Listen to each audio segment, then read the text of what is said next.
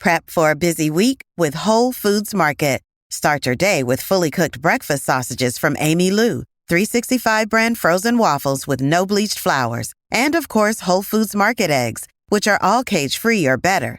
In the evening, bring home a build-your-own family meal that feeds four for just $35. Choose one entree and two sides. Shop smarter, not harder, at Whole Foods Market. What's wrong with that? Because all they want is cheap labor or free labor, modern day slavery, right? Like, there's nothing wrong with wanting to end those things. There is nothing wrong with wanting to make sure that... Well, there we have it, Angie Nixon, not to be confused with Angie Dixon running for Florida Senate. Good morning. If that doesn't wake you up, I don't know what will. It's your old friend Kevin Miller here at 580 KIDO. The liberal loons are going crazy. We're going to try to corral them.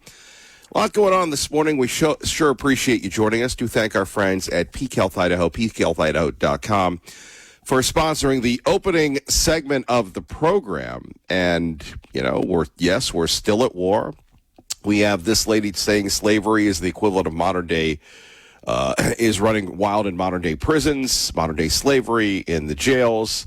Remember, these are the people that want to get rid of prisons and law enforcement and everything else.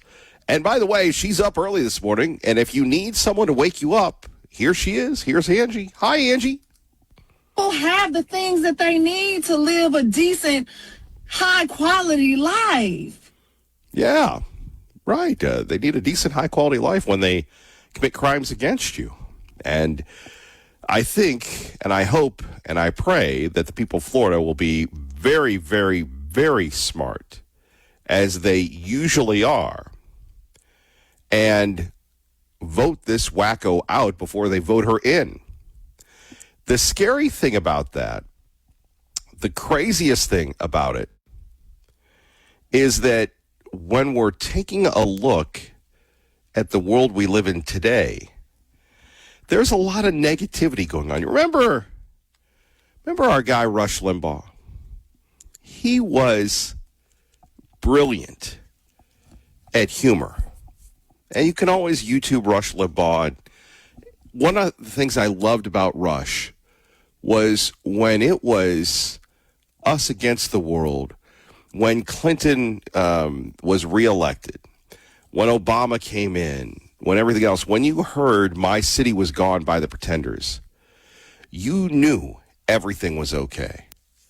Even when, Michelle Malkin would say, we got hosed, but she would use the S word and all this. And it was this collective feeling of conservatism, probably a lot less fractured than it is today because of the social media. We have this conservative, that conservative, you're a woke conservative, you're not this or that. It was just basically all of us. And yes, you had your Mitt Romneys and your Pat Buchanans, but there was more of a sense of unity.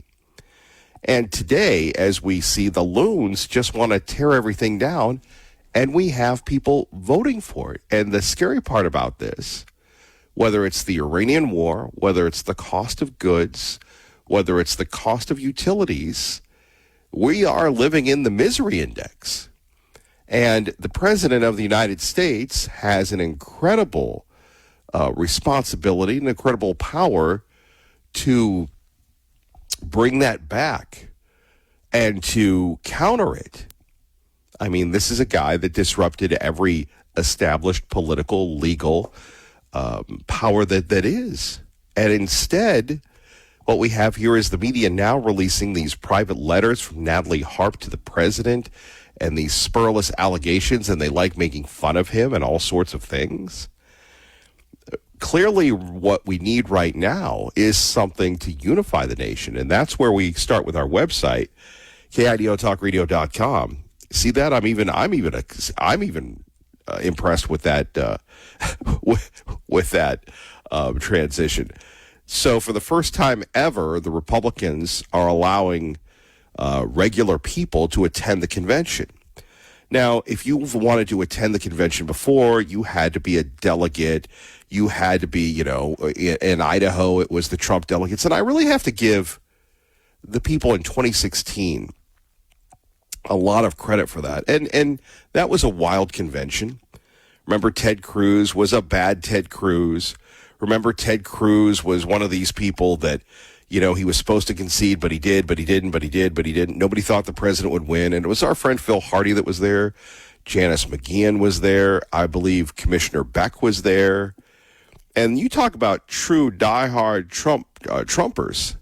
That was that 2016 convention. I can remember before he left us for Cleveland, our old friend, the political correspondent, Dustin Cook, and Dustin and I were talking about it. He kept wanting to go, and we had already been to one in 2012. And so Dustin is, sitting there, and, we didn't make it happen. And for me, it would have been a homecoming because that's, I was born outside there in a town called Akron. Kevin Miller and LeBron James, that's what Akron, Ohio has given the world. But anyway, so he was South Akron, I was West Akron. However, those people really, really believed, and they won. And we won, and we continued to win. And then we had COVID and schmovid and everything else. And today, we have these midterms that many people, they won't say it on television, believe that it's going to be a historic wipeout, a blue wave. You've got Syed now up by 7, allegedly, in Michigan, and then he is, but he isn't.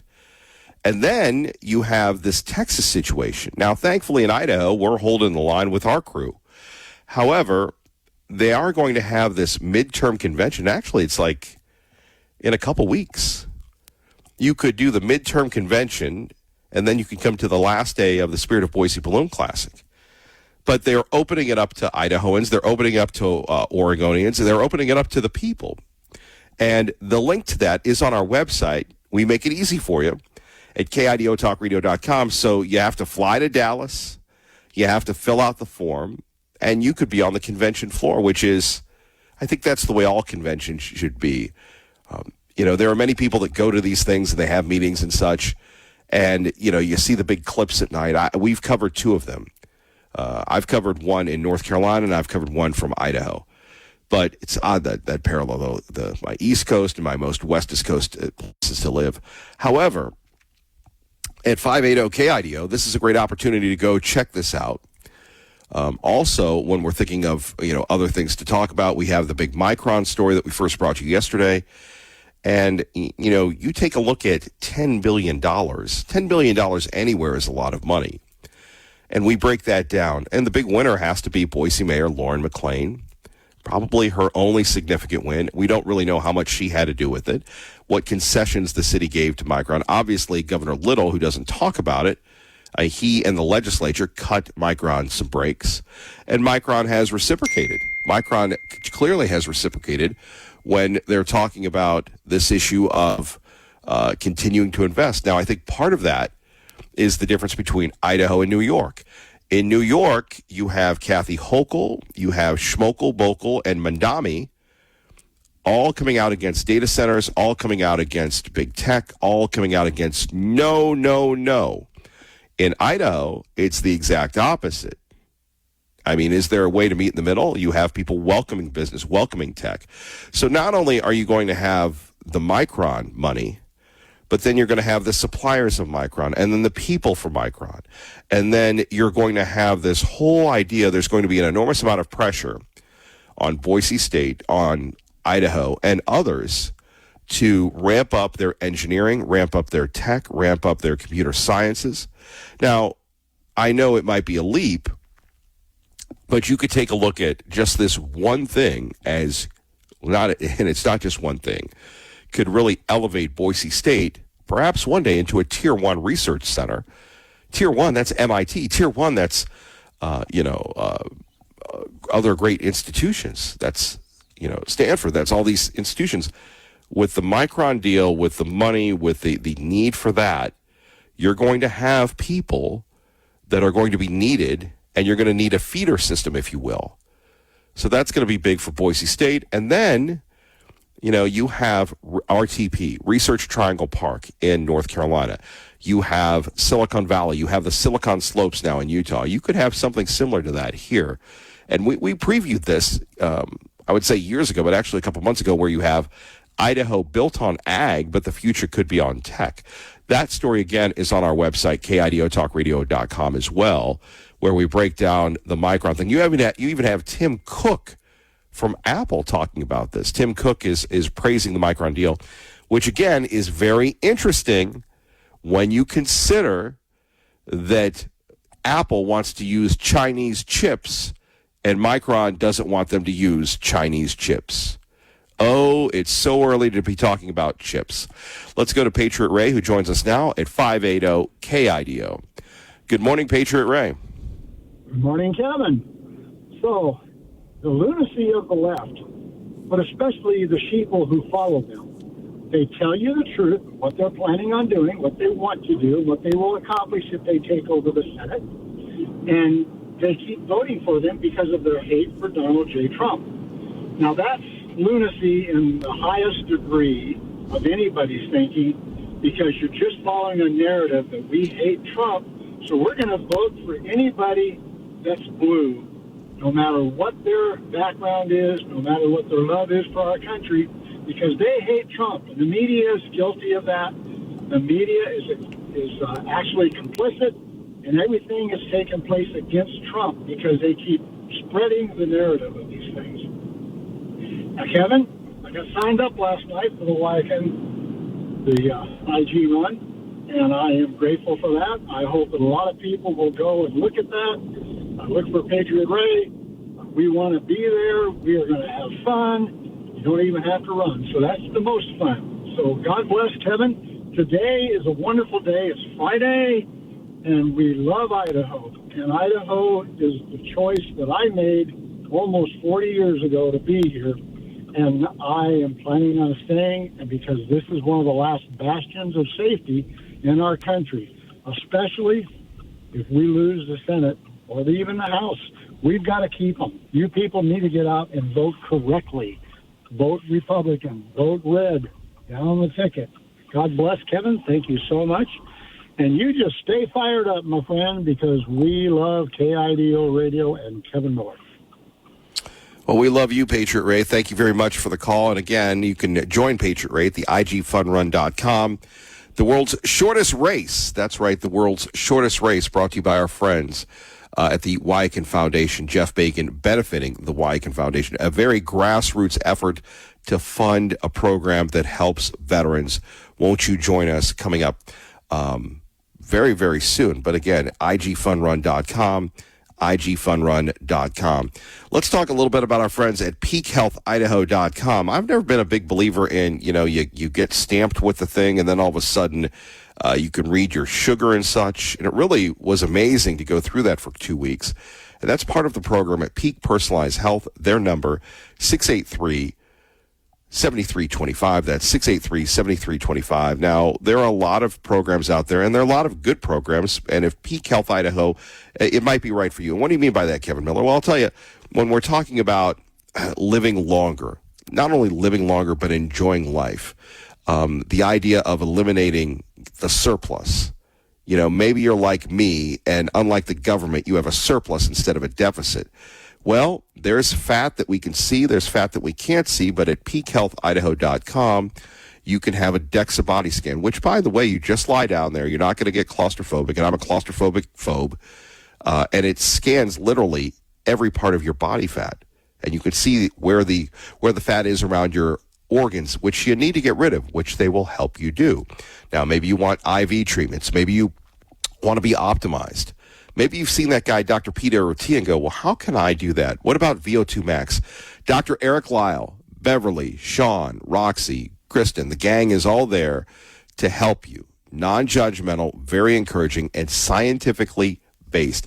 It's a physician-led, advanced diagnostic, continuous optimization program. And you're going to go, Kevin Miller, what does that mean? Advanced testing and treatments. You're going to get the biomarkers. They're going to take a look at your blood. They're going to take a look if there's something there that the regular blood tests don't take a look at to avoid any problems down the road. If you're interested in longevity, optimization, feeling better, they can help you and getting healthier. 683-7325. That's peakhealthidaho.com. Peak Personalized Healthcare. I love Dr. Lyle, love Beverly, Sean, the gang. They do such a wonderful job. So if you're interested, give them a call today. Or, like I said, that's why I keep saying peakhealthidaho.com. It's very easy. Coming up next, yes, there are still some primaries, which is wild. What does that mean? And when is the primary season finally over? And the midterms. We talked about that. Wouldn't you like to go to Dallas? Kevin Miller, 580 KIDO. So we got this little debate going on in Massachusetts between Ed Markey and Seth Moulton. By the way, Seth, a young guy, Markey in his 80s, but he's not Joe Biden 80s. He's still rolling. And here you have how ridiculous this is, where you have a congressman from Massachusetts, a veteran, explaining why men should play in women's sports. I think they should with a discussion about where we have issues of safety and fairness. And I think that that's something that Democrats should take on, not cede to Republicans. Because I've been proud to vote against all of these hateful Republican legislations.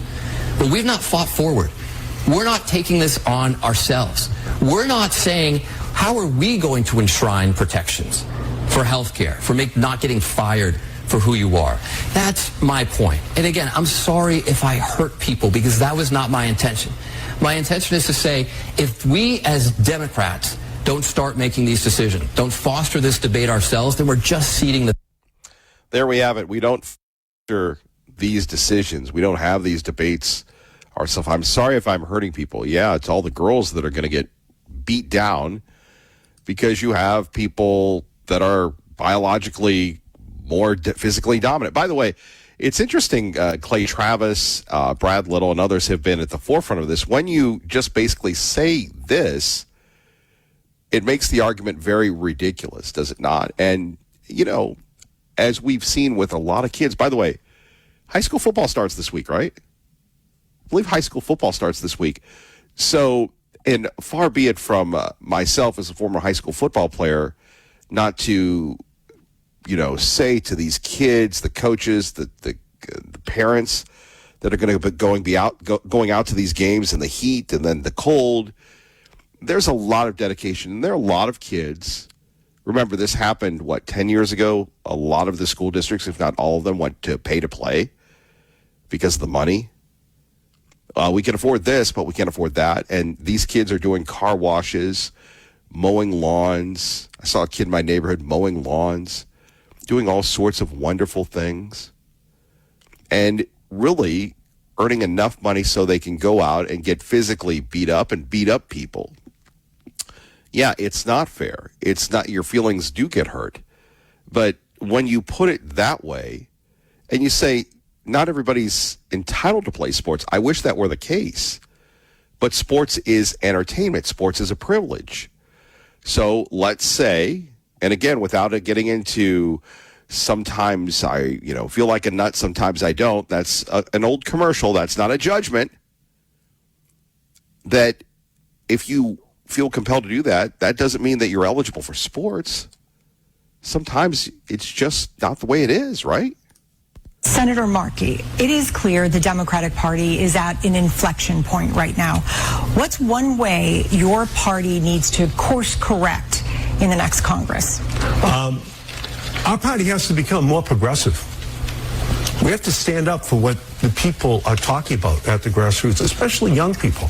They support Medicare for all. They know the health care system in our country is a sick care system. They want it fixed. They want a Green New Deal. They want to take what I've already led on, and they want to build it even bigger because they know we can reduce greenhouse gases, lower prices, and employ union workers all at the same time. They want fair, free transit. Right. And haven't we done that?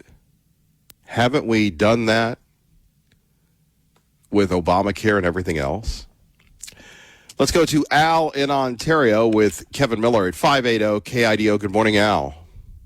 Good morning. My government, right or wrong, Kevin? That's what I say. My government, right or wrong. That's right. And you know why?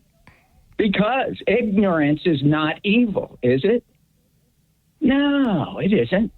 Yeah, what we do is we run around, with this great ignorance. I mean, it's just unbelievable. Ignorance isn't inherently evil, but I guarantee you the outcomes are destructive and you have evil outcomes with ignorance.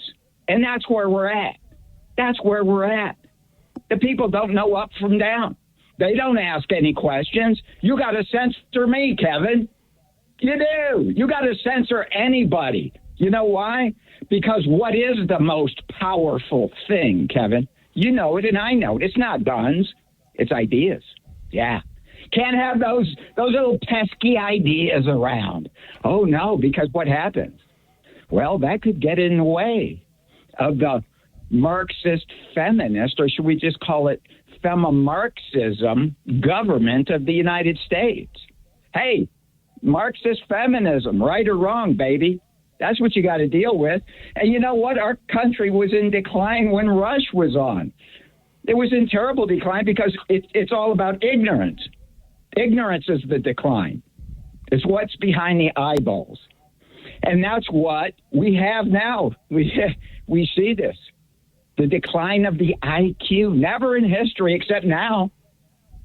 We have declines of IQs. We have declines in virtually everything. We spend more money than all nations combined in our military, and what do we get? Well, we get people who are crazy because they had to eat a hot dog on the aircraft carriers and they want to jump off. Okay. All right. But we won't ask any of the tough questions. No, let's not do that. Everybody Wang Chung tonight, right? Right in the park and other things.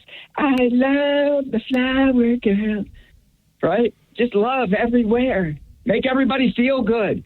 Tell everybody that Americans are what? Oh, so intelligent, so smart. And that's what I was listening to this one talk show host, and that's what he was saying.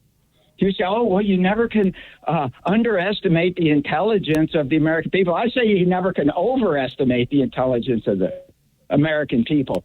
But, you know, Kevin, hey, you know, when Rush was here, everybody was together in ignorance. Right now, no, not at all, dude. We fought Bill Clinton. We fought Obama. We elected Trump. We did a lot of things. And by the way, and this is why I love you, Al, and you and I spar back and forth. And with respect, I'm not interrupting you today, but I'm going to say, with all due respect, that's about the dumbest thing you've ever said, that ideas are more dangerous than guns. Why don't you and your ideals go into Ukraine and liberate them from Russia? Go, hi, my name is Al, and I have ideas. I'm sure Putin will surrender to you and your ideas. Look, bro, the ideas create the military. The ideas create the capability. The ideas create everything. Okay? And you know, the whole thing is, you know, we have terrible, terrible ideas. It's what's behind the eyeballs that have given us this destroyed nation that we have, whereby everybody, we're 3 times, even 5 times more overweight than we were in the 70s. Oh, there he goes. He goes to the fat card, everybody. He can't debate me on the one premise I hit him back on. And just like Tea Party Bob, he goes to the fatty fat card. I would think someone as brilliant as Al would come up with more of, I don't know, a more creative argument than we're all fat. Well, we can blame Ronald McDonald. We can blame Joe Camel. We can blame processed food. We can blame Swanson's frozen dinners. Look, it all comes down to ideas, bro. People are sure. So okay. So you ideas. And your ideas. Why don't you go to? Hold on, Al. Why don't you and your ideas go march into Tehran and demand the mullahs surrender? I'm sure they'll listen to you. Look, if we'd had the correct ideas, we'd have had hypersonic missiles, and we would have had drones, okay, and we wouldn't have a failed feminized military force where we put women in charge because they're women, and we put black people in charge because they're black. It's all DEI. And when Secretary Hegseth comes in there, he probably reviewed people's records and said, wait a minute, why were these people promoted over these other people? Okay, and he saw that this is some type of Marxist feminist DEI failure, and he decided to, hey, wait a minute, no, we don't need this type of thing. Okay, you know, right now there's this one article. It says Hegseth is basically destroying the Pentagon, which is good. Okay, creative destruction. You need to destroy that thing so you can. Yeah, build it that's better. great. That's great in China. That's great in Iran. That's great in Europe. We're going to destroy the Pentagon. That makes a lot of sense. You're darn right it does. It's a failed institution. We could get rid of half of the officers. We could get rid of half of the officers that come up with this DEI and this crazy failed system whereby, we have these massive amounts of overweight people. But hey. All right. Thank you, Al, for the call. So what have we learned from Al this morning? Women can't lead, black people can't lead, fat people can't lead, everybody can't lead. And you thought that you had issues in the morning with your coworkers? This is my plight. I choose to be a victim. Well, we choose. Thank you, Al, for the call. And that's the beauty of America. That's the beauty of this program, is we can agree to disagree. Whether we're slim and fit and full of ideas like Al, or plump and plump like Kevin Miller. By the way, at 580-5436, 580-KIDO, hey, here's the skinny on this. I don't believe that ideas are more powerful than weapons. You could say that with the Democratic Socialist, but I'm sure they have ideas in China. How's that working out for the Chinese? I'm sure they have ideas in Mexico or Canada or Uganda or wherever.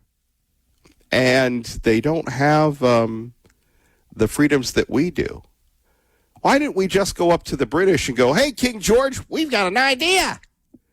I'm sure at work, you love to go up to the boss. Hey, boss, I got an idea. Where does that get you? By the way, I do want to remind you, Spirit of Boise Balloon Classic just around the corner. Can't wait to see everybody for the Night Glow, the morning, a wonderful, wonderful event brought to you by our friends here at Town Square Media, the parent company of KIDO Talk Radio, along with so many local sponsors, Micron and the others. Patriot Ray coming in on Al. Sorry, Al. Ignorance is evil because the sheeple choose to remain in their ignorance and refuse to do any research that might just get them the truth. Satan's plan is to keep the sheeple ignorant. Well, I mean, look, you've got great video games. You've got great movies. You've got TikTok. I mean, I don't know about you. And maybe, again, another dumb move. You ever made dumb moves in your life? Let's talk about it next for entertainment purposes only. 580-KIDO, let's get you to work safely. I love how traffic continues to change. We put a call out to Mayor Trevor Chadwick of Star, Idaho. And you're going to go, it might be a little early for the mayor. No, he just posted on social media. And if you're in Middleton, if you're in Emmett, if you're in Star, if you're in Nampa, and it's funny, Snow Cone Sally, there's always characters on this program, but Snow Cone Sally told me about this a couple days ago. Actually, a couple weeks ago, ITD, I think ACHD as well. They're doing this massive change around Highway 16 and Highway 44. So it's been such a pain. It's been horrible. And a friend of mine, he's never been to Star. I go, sure, you can come out, bro, but be prepared. A lot of weights, a lot of this, a lot of that, a lot of building, right? It's the epicenter of growth, I would argue, in the state. And then somebody said to me, well, what about CUNA? And CUNA's growing. But CUNA is Star about 10 years ago. Anyway, from the mayor of Star that we have sent a text out to him. The guy is always responding, so we'll see if we get anything from him. Good morning and happy Friday. The lane shifts at Highway 16 and Highway 44 were completed this morning at 4 a.m. Now, this is how committed Mayor Chadwick is. I drove it at 5:15 and everything flowed well. Well, with all due respect to the mayor, and again, this guy used to hang out of gunships and shoot the bad guys. So he knows what it's like, what white knuckle time. But the rest of us, like Kevin Miller, are sissies. And I'm like, it's flowing smoothly now, but what happens when everybody, all of a sudden everybody's confused? So Highway 44 opens up to 2 lanes going eastbound at Moyle, which is kind of where they're building either the big gas station or the big steakhouse and where they have all the storage units. And we have 2 lanes coming into town going westbound, and then it goes to 1 lane and then it goes back, and it's very confusing. Anyway, so if you're coming into Star going westbound, just after Moyle, the right lanes merge into the left lane, which I think yesterday the left lanes merged into the right lane. I know. And you're going, Kevin, I don't give a rip. See, this is why maybe you live in other places. But they tell us it's going to be great. Let's see. So again, if you're coming into town going westbound, just after the Moyle, the right lanes turn into the left lane, or the left lanes turn into the right lane. Merge left. Okay, so plan on the merge. The mayor says we should see better travel through this area, and my understanding is this configuration is ready to go until next summer. So again, we've put out a call to the mayor. Hopefully we'll get him on to talk about this. And again, these things happen and everything else, but I do want to thank him for posting that on Facebook as we move along. You know, we were talking about dumb moves, and the idea of Al saying, well, ideas are better than guns. Maybe, but you got to have guns to implement your ideas. I mean, how many times have we all made dumb moves? Especially, and again, this may seem harsh, but the old saying, young and stupid. Of course, when you're young and they call you stupid, you get offended by that. But when you get old and might be like Kevin Miller, still stupid, you kind of relate to it. But the idea that, we have these ideas that seem really good at the time, but then we have challenges on how to deal with them. And, you take a look at what's going on with the war, and we have a lot of Democrats with their dumb ideas saying that, all we have to do is say, my bad, Tehran, my bad, we're out. Well, Tehran, let's do it this way, okay? Let's say that you're a BTG, a big truck guy, or a big truck gal. And let's say someone has wronged you. And in wronging you, you decide to use your big truck to peel out in their lawn. And you're going to show them and you're right at all sorts of things. And all of a sudden, you have tire tracks through somebody's lawn. And then it escalates. And then you think, do I really, really want to have the stress of this ongoing escalation? No. You go over to the neighbor, and even if you're a BTG, big truck guy, big truck gal, you go, hey, man, my bad. I just want to end the hostilities. Well, there are two sides to the story. It's like when people want to get married or go out, or, you have to have a willing participant. And the person, doing the lawn says, look, I need you to get the Scott's Lawn Grow. Like the president said, the best lawn grow ever. I want you to get the Scott's. And, you need to use the Scott's Lawn Grow because that'll bring back the grass. And then you go, well, I don't have any money for that. That's the issue we're dealing with the Iranians. We have a $40 trillion deficit, debt, whatever. Kevin Miller, since my time here, I've warned Dave Petzo, Mike Crapo, and others, along with you, we've warned them, hey, man, you need to do something about the debt. And then what do? They vilify Social Security. They do this. They do that, right? Crazy when you think about that. Crazy times. And as I'm sitting here taking a look at it, if we can't pay for what we have right now, which I hope isn't coming, then all of a sudden, how are we going to pay the Iranians? Because they want reparations. They want us to pay for everything. That's trillions. Otherwise, they're going to keep going. So we have no choice but to keep going.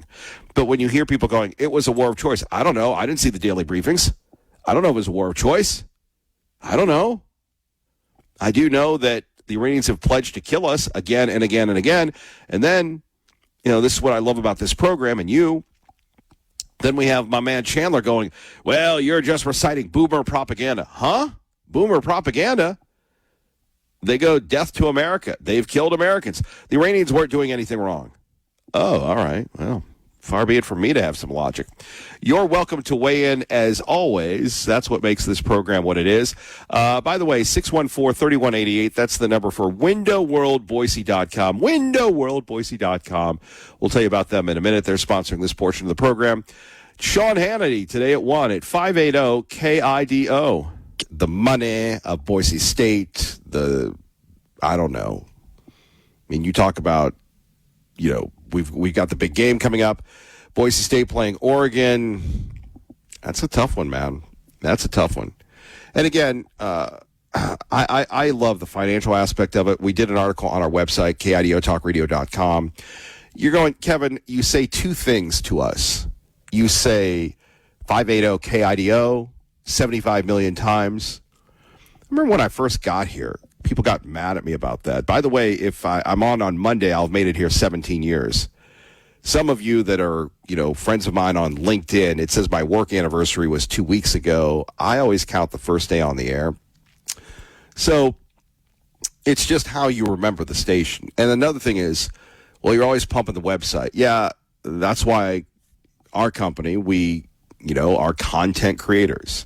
Now, me, I'm always going to be a talk show host, but you have to adjust with the times. So part of the evaluation is how many people read Kevin Miller articles. I would love for you to read my articles. Read my articles. Wash my clothes. Well, don't wash my clothes, but you know what I'm saying. If you're always saying, what can I do for you? Just read the article. Like yesterday, it was all about $10 billion of Micron. And let's see, what other pieces of brilliance did we come up with yesterday? It was, again, the Micron story and just how big a deal that is. You're thinking $10 billion. It's going to radically change the DNA of the state. And then you're thinking, well, Kevin, maybe you have kind of lost your fastball. No, how you can go to the convention in Dallas. The GOP is opening it up. By the way, it's funny. Our featured image, which is the big picture you see, I chose it. It says mass deportation now. Some people may find that offensive, but that still is the president's strongest issue. Not the economy, not the war, not anything else. It is the strongest issue. So as I said before, we've got that going on our website. We'll be writing a lot this weekend. And Alec is our Boise State reporter. So he actually goes to the practices, and, he's a Boise State graduate. One day, my hope is to be reading his work in The Athletic or the New York Times or what have you. So we're big fans of Alec. Even though it's news and politics and everything else, we want to make sure that we cover the big story. Let's go to Kevin in Billings, Montana. And Kevin, you got your boy Aaron Flint that's going to be the congressman there. How do you like the news show there out of Billings? Not impressed. I haven't listened to it lately, but at least here on the station in Billings, it sounds like it's coming through a phone line. And last time I heard him, he seemed a little milquetoast. I wasn't impressed with it, honestly. But it's been a while since I've heard it. Are you going to listen? Are you going to miss Aaron Flint? Was he any good? I will, yeah. I like Aaron Flint. And Aaron Flint's always been fair to me. He's always been fair to my podcast. I will miss him. Yeah, that guy had it going on, man. I mean, military veteran, family man, ingratiated himself into the community, I mean, that's a real-life hero. And then to give it all up to go to Congress, good for Aaron. Yeah, let's just hope he doesn't get corrupt like so many Republicans and Democrats, both of them. All right, before we get rolling here, what is the name of your podcast? I know, and again, we always want to support people that listen to us, whether you live in Billings or Bozeman or wherever.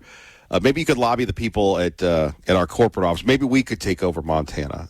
That would be nice. But what's the name of your podcast, Kev? Rocky Mountain Freedom Zone. And, in fact, there is an interview with Mark Fitzpatrick up there. See, this is the brilliance. Kevin's showing he's a media professional because we haven't mentioned one of the top trending stories that the owner of the Old State Saloon and Eagle is selling. And obviously, he ran for governor. Dylan is a big fan of his. And Kevin proving that if you want to hear the interview or an interview with Mark Fitzpatrick, you have to go to his podcast, which, what is it again, Kev? Rocky Mountain Freedom Zone. Now I'm going to shut up, and what say you? Well, I'm actually surprised that Mark Fitzpatrick is selling his saloon. I guess he's blaming, and he's probably right, security, the agitators. We don't know what's going on behind the scenes with these things. Now, Mark Fitzpatrick did say that he, just because he's putting it up for sale doesn't mean it will be. He might have a business partner. But I wonder what his next phase of life is. I'm actually going to be in Boise, and I'm hoping to visit Old State Saloon because I'd like to meet Mark Fitzpatrick. And I hope I can do that. And, well, what do you make of that, though? He's decided to leave. Well, I don't know. I think that people have probably gotten to him behind the scenes. We know about secret combinations. You know, I don't know. I'm not sure entirely. What do you make of it? Well, I think you have to figure out what your business is. Is your business being provocative and running for office? Is your, finding out if the Somalis have taken over Boise? Or is it give me a beer and some hash browns? I don't think you can do both. And look, I've talked to him both publicly and privately. This isn't one of those places that likes provocative people. But when you talk to people, Kevin, that run for office and then they have to go back to their jobs or they have jobs, it's a challenge because you can't serve two masters. Yes. Well, I thought it was really cool that he had a bar that has guest speakers come in, all kinds of flat earthers, conspiracy theorists, you name it. I thought that was really cool, and you can actually check out his channel on Rumble. I don't know that I don't subscribe to all the speakers there, but it's great that he has them because they do serve a purpose. Right, but here's the deal, and this is the big quandary in media today. You can have a podcaster with thousands or millions of views. Can you monetize that? Can you make that into something that makes sense economically? And that's the challenge. I'm sure that I could. I'm just not. I'm not video. No, I was talking about. I was talking about Mark Fitzpatrick. That's what I was talking about. Kevin, your name of your podcast again, please. Rocky Mountain Freedom Zone. Rocky Mountain Freedom Zone. Kevin from Billings, thank you. Great to hear about our friend Aaron Flint, a talk show host, a veteran, a family guy that's going to be a congressman from Montana. That guy's stepping up. Are you? Thank you, Winterworld Boise, winterworldboise.com. Kevin Miller, 580 KIDO. KIDO Talk Radio. Thank you all for being with us. This portion of the program brought to you by our friends at Treasure Valley Subaru. They treasure the valley. We'll tell you a little bit more about them coming up. Our top local story has to be, as we predicted, the crime-fighting attorney general. He ain't playing, man. He ain't playing. First of all, he's going after the grizzly bears and saying, do the Grizzlies need to be protected? List them, delist them. He's rolling on that one. But more importantly, and this is a fascinating move, and we'll delve into it a little deeper, but when it comes to pro-life, we have so many champions. We have Congressman Fulcher. We have the Attorney General, Raul Labrador. We have the governor. We have you. We have David Ripley. We have so many people. And Idaho Attorney General Raul Labrador is appealing Judge Windmill's decision that allows abortion to protect the mother's health, not life, health. That's the big difference here, or prevent her death from self-harm. So in other words, if someone says, if I don't terminate a pregnancy, I'm going to harm myself, then they can have an abortion or a procedure or whatever. This comes down to a serious issue that the state of Idaho has been the tip of the spear on. Now, I can remember working with our friends at Idaho Chooses Life for years, at idahochooseslife.org. And for some reason, legitimately, David Ripley and the board saw a value in me and this program. And they have a lot of choices. You have a lot of people that say a lot of things. And they said, we'd like you to join us. And I was a lot more portly then. And I was a lot more hairy then. No, they've seen me through every incarnation, through the shaved head, through this, through that, through everything. And now, today, I go back to when David Ripley talked about passing the trigger law. And critics of the governor said the governor wouldn't sign it. The governor signed it. And then when the Dobbs decision came down, and by the way, one of the more emotional speeches we've ever had at Idaho Chooses Life. Their yearly banquet is the Attorney General being there, talking about his origins. So this hits close to home for him, obviously. And I'm sitting there thinking about this. So Dobbs comes down, which nobody ever thought would happen. And then Joe Biden comes after Idaho. Why? Why do people sue? Because people are bullies. And Biden thought that we didn't have enough money, and he could bully Idaho. And then Idaho could be, a poster child of what you do when you defy the federal government. Well, so that continues on, and now we have Prop 1, and we have a lot of good people. Thankfully, we have a lot of good people that may disagree on a lot of issues that are maybe not working together, but working to stop the Prop 1 thing. And it's fascinating, like the people with the Stop Prop 1 thing, our friend Tom Luna's working with the folks, and they said, have you heard about it? I go, no. Well, did you get the press release? I go, no. I go, you should fire whoever is running that operation. And then we had Tom on, and then they've got spokespeople. You don't need big spokespeople. That that takes away from the message. You need people saying that they support life, or maybe they don't. But the strangest thing that happened, and again, you have one of the attorneys in the case, as he was, I think, and maybe you're enamored with attorneys, maybe you watch The Practice or Boston Legal or Perry Mason or whatever, or one, some of our one of my favorite shows, A Civil Action on Netflix. But the whole litigation, you take people to court and we romanticize the making of the sausage. And it seems to me that local TV news has become a place for attorneys. You don't like that ICE cooperates with Canyon County or Canyon County cooperates with ICE. You get the ACLU on or an immigration attorney. Everybody's got to make a living. Everybody has a point of view. But you use that as they call it in the business, a primary source. Whoop-de-doo. And then we have this person who went to Windmill, this judge, Clinton appointee, who's not been a fan of, the life movement. He, notoriously, that's where everything went to die, Judge Windmill's court, and that is the judge's decision. He interprets things. Well, the judge, made this decision that sought to overturn Dobbs.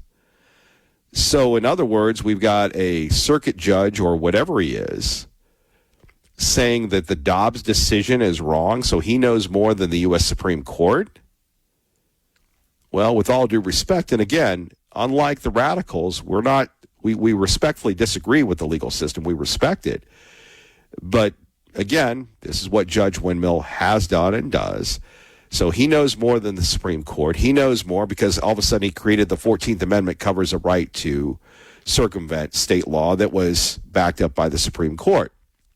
Anyway, we move on.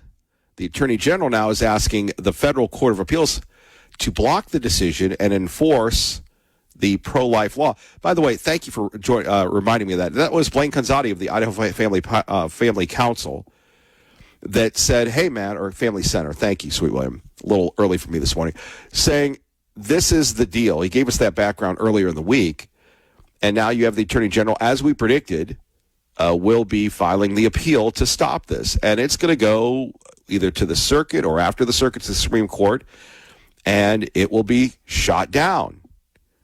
And I can remember the attorney, and look, here's the skinny. I could sit there and say a local TV station because we're a threat. We are a threat to every media outlet here. Why? I don't know. Bo's talking about his workout. Sweet William is talking about, playing in his bridge tournament this weekend. Me, I'm trying to stumble without fumbling too many words. And anything that this station does, I do, they don't report. But I give credit to people because that's what we're supposed to do. We give credit to people that earn the work. So Channel 7, again, had the guy on. Oh, this is more important than Dobbs. This is going to be, it's like shooting down the Death Star, everybody. No, it isn't. It isn't, bro. Because the Attorney General is going to do the right thing, in my opinion, and he's going to get it appealed, and then it will be thrown out. And really what it comes down to is Prop 1. Now, the funny thing about Prop 1, and we can say again and again and again. We can say this till the cows come home to roost about Prop 1, is even if Prop 1 passes, the Idaho legislature has the get-out-of-jail-free card, and they can go, we're going to give Prop 1 the Heisman. And whether we agree with the legislature or not, we agree with the funding or not, they ain't going to let that stand. Psh, don't tell anybody I told you. Cowboy Calvin joins us now from Caldwell at 580-KIDO. Hello, Cowboy Calvin. Well, good morning, Mr. Miller. Good morning, America. It's rodeo time here in Caldwell. I'm going to tell you a story in response to what Al said this morning about ideas. I was at the Elgin Rodeo. I was there for an event. I had completed it. The rodeo director came up and wanted me to be a part of wild cow milking. Do you know what that is, Kevin? Cowboy Calvin, sadly, I do not. Well, it's two men, one on a horse and one on the ground. You rope a wild cow, and the guy on the ground milks it. And, of course, it's timed, and there's several teams, and there's always obviously a winner. Well, I said I would do it. He had never done it before. And I asked him, how's your roping? And he said, just real good. I said, okay, cut me in. I'm on it. I get out there, very first time, Kevin, he keeps missing the loop, the cow. And I'm getting tired, and I thought, you know what? You can't rope the cow when it's running. Maybe I'll stop him. So I jumped out in front of the herd, Kevin. They ran me over. I got broken ribs over that deal. Well, that was a good idea that went bad. I agree. So what Al said is, it sounds good on paper, but it doesn't come out in real life. Well, Al with his ideas, I mean, we've all had dumb ideas, but they're not more powerful than the gun. And by the way, let's see. We have Liberal Steve saying this. Al makes me sad because as a grown man, he should know he doesn't know everything and he never will, but yet he talks with no answers, just complaints. Read if you have any guts on the air for Al, if you have the time, from Liberal Steve. Look, we love Al, but the idea that ideas are more powerful than guns. Good luck with that, buddy. Well, you're right, but, educated people are good to have. That's the doorway to success, and that's a problem we have in this country. And so you make right decisions, but the statement of they're more effective than guns. Being shot by a gun is fatal. You can make a mistake like I did in wild cow milking and laugh about it later.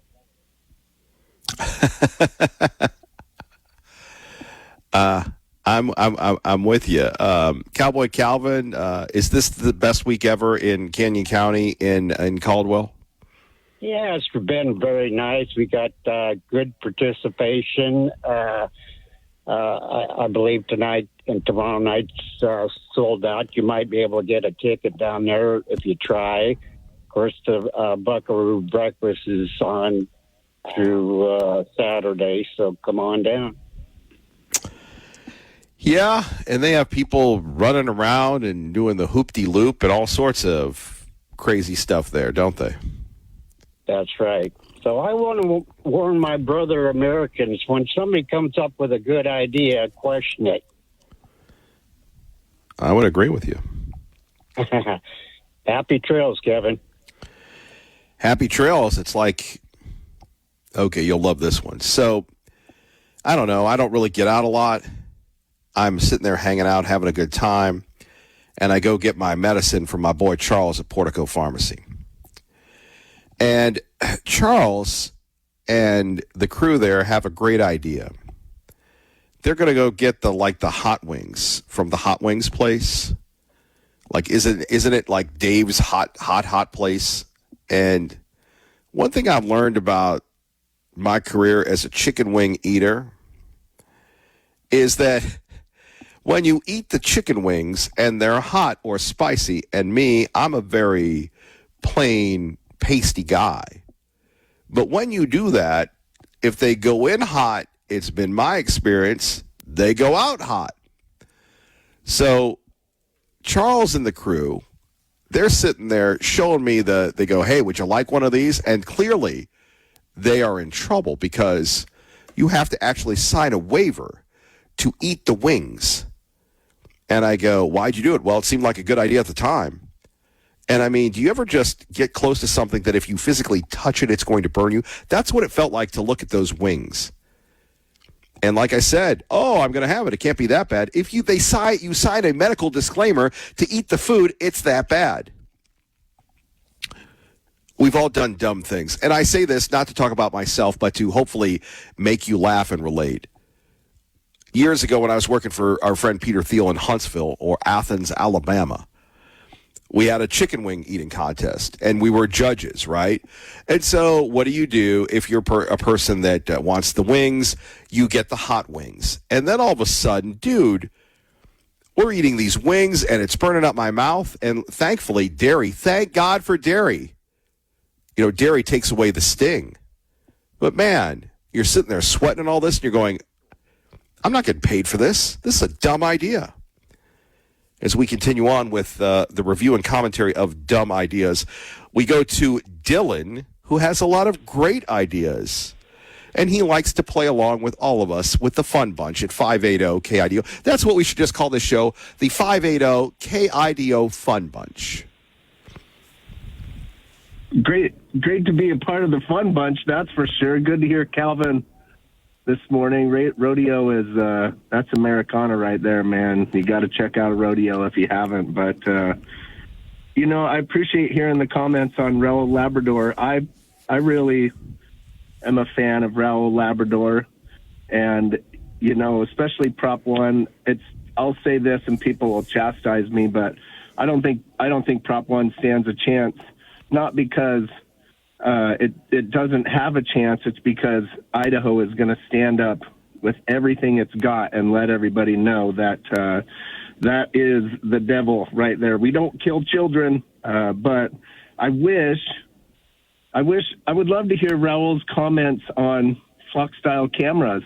That's rounding this corner, and we now have Wilder, the town of Wilder, which, God bless them, they've come out as a city and said, we have banned this type of camera. And as the top cop in the state, it'd be really interesting to see what his thoughts were. What is the balance of catching the criminal versus privacy? I tend to cherish the privacy because it's so easily manipulated. Hope to hear him back on your show again soon someday, Kevin. Well, we hope to have him back on. He never has a problem coming on. We appreciate his work and his diligence, and we'll see how that plays out. But what do you make of? And I am so happy that you called in, because our friend Dylan from the Great Idaho Show, greatidahoshow.com, is a giver. He's not a taker. And I can remember many times where I've scolded Dylan on the air, and I've said, bad Dylan, bad Dilly. And he'd say, bad Millie. And he would talk about Mark Fitzpatrick, the owner of the Old State Saloon. I always like to say the Old State Street Saloon, but I digress. So Mr. Fitzpatrick ran for governor, a conservative, provocative guy. He's either going to sell it or get a partner. We heard Kevin from Billings, Montana, talk a little bit about that as well. So my point being, Dylan, what is your thoughts on this? You were very close to Mr. Fitzpatrick. You have harked the herald angels sing about him many times. What is your reaction, bub? Yeah, tough one. Yes, I did engage with Mr. Fitzpatrick quite a bit, actually, and observed many of his Lincoln Day presentations, had communicated with him one-on-one many times. It's hard to walk the line of just being a fan or being a supporter. I I'm deeply concerned with what's transpiring in our government and the spending and things that are got an R next to it, but it's not actually doing anything R about it, spending lots of money. And I don't care who you are. I told Mark to his face, I said, I don't like your style. I utterly cannot stand the punch you in the face, heterosexual month. It's creating enemies. Ultimately, Mark hurt the conservative movement in Idaho, but as it relates to a man with a family that has no huge donors, Brad Little had $1.3 million in his election fund. Mark Fitzpatrick put his neck out there. I think he raised somewhere around $200,000 in small donations. He traveled to every county across this land. Well, a lot of it though is that he put his own money in there. Yeah, I mean, I think anything you hear me say is not an assumption. It's something that I saw him personally publish on X or somewhere else. Okay, so there's a lot of issues here. Well, you don't have to be defensive. I'm just adding to your reporting. His major contributions were that he put his own money in. That's how committed he was. Yes, and not defensive, just clarifying because No, you sound defensive. You sound defensive. I just care about this program, and me saying things on this program have gotten us in trouble before. So I'm just letting everybody know that these are reports. I know. That's why we always use the A word, allegedly. But we can confirm that Mr. Fitzpatrick, see, this is where I struggle now. You got me all confused. Did contribute a lot, was committed, and now he's out. A lot of people, I'm sure, online are ripping him and the like. But it shows you the challenges. As I was talking about Kevin, and you and I have had these discussions both in public and private, are you in business to, serve the beer, or are you in business to be provocative? Sometimes you can do both, but anyone who has run for office, Dylan and others, knows that takes away from a lot of the daily stuff. I mean, can I give you a for instance, if you will? Of course. Okay, so sometimes the godless corporation, even though they don't mean to, but they do, but they don't, they know better. They actually do know better than I do, and sometimes they save me from myself. So years ago, I was running not only this station, but our sports station, and it turned into a pain because you can't just simply and hit the door. If it's going to work, you have to put your passion into it. You only have so much bandwidth. And I can remember my boy Leedy at the time, Jeff the Suit, saying, "Hey man, is it really worth it?"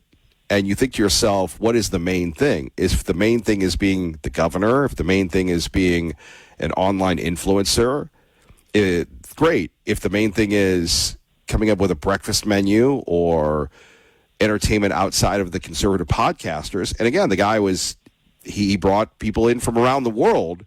However, is that the main thing? Does one skill, attribute, distribution dovetail or, fit like a hand in a glove like the other, or are they competing? And I think that's, again, one of the challenges a lot of people have. Yeah, we're dealing in an up-down cycle, especially with Mark, right? So we have COVID. We have the Tea Party movement. We have a lot of people that became very successful with the in-your-face politics in Idaho. And over COVID, I think it was very valid, and it was like, hey, we got to get in your face here. But then because we saw a little bit of success with that, and this is just coming from other states and other styles, Mr. Fitzpatrick went straight in your face. Honestly, it drove me nuts. It's not building coalitions. It's not a good representation of the conservative movement. And when you label your campaign in Christ, I'm sorry, that's just not a Christly way of going about politics. So whether you like his politics or not, I don't. As far as well, wait a minute. You did like his politics because every day was a commercial for him when you would call in. I love Mark. He's the best. Kevin Miller. Blah blah blah blah blah. No, so what I'm separating out is how you get campaigning versus politics. Yeah, I'm sorry. I'm not a fan of what's happening. I think in our state, our state has had a lot of people a long time in politics. It's not fresh, and they've got deep control, and it's not in the name of the people. And so, Mark was exposing a few things that were transpiring, and like him, don't like him. He put his neck out there. I've met his wife. I've met his children. I believe him to be a good man, but now look what's transpiring.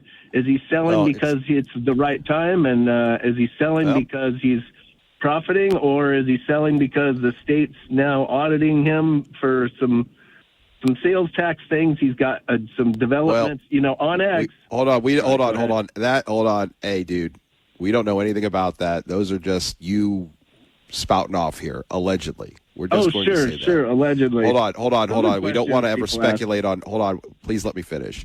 We don't ever want to speculate on anybody, but you do bring up a very good point.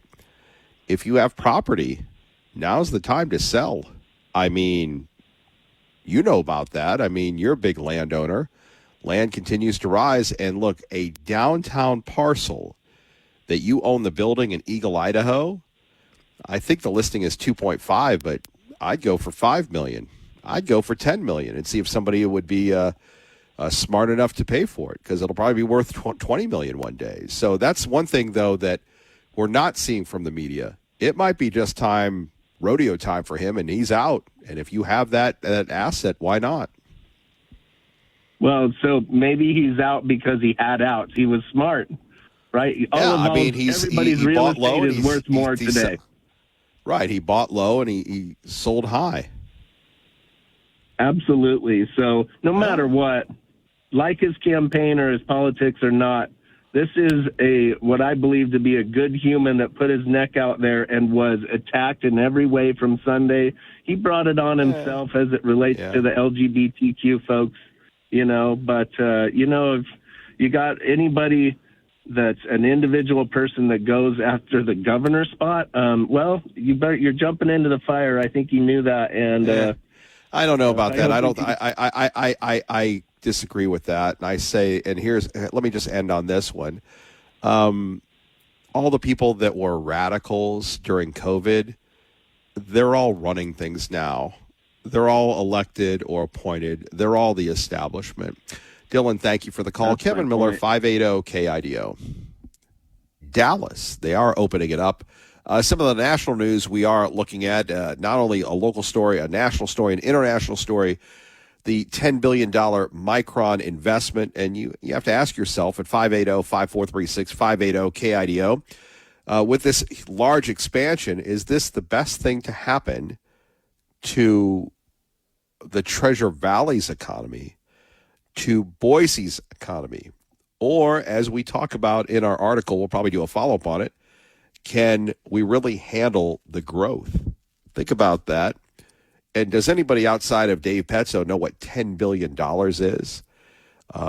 That's how much Micron says it intends to invest in Boise to help with the AI era. Just some more random thoughts. Idaho, Boise, Homedale spent decades being known for what? Potatoes, right? And the blue turf. 40 years of the blue. Micron and others, along with Mayor McClain, are betting that the city's next identity is AI. Huh. So we'll look at that. By the way, that story is available on our website. How would you like to be, we've been talking about dumb moves all morning. How would you like to be Taylor Sheridan? Taylor Sheridan, the guy that created Yellowstone and Dutton Ranch and the Lords of Kingstown and the Mayor of Kingstown and Lionesses and I'm Taylor Sheridan and I ride a horse and I'm good. Well, good for you. I mean, dude, I remember him on Sons of Anarchy. Remember him? And it was funny. He goes, I was just a nominal actor, but writing he could do. So God bless him for writing. So if you're a fan of Yellowstone, they have the 4 6s ranches, the 66666.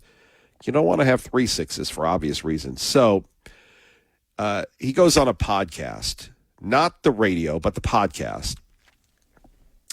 And maybe I should just start trying to say that this is not a radio show, which I find horrible to say, insulting to even comprehend. But here's what we're talking about: dumb ideas. Maybe we should just start selling this as a podcast, and we can get some of these people on. So anyway, during an appearance on the Rodeo Time podcast, Sheridan, by the way, a young man, only 56, was ready to retire after Yellowstone.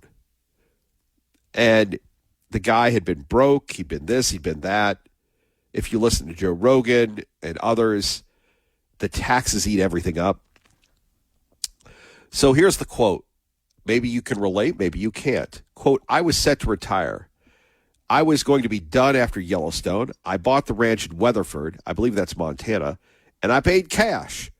I don't know why I'm trying to do this stupid voice.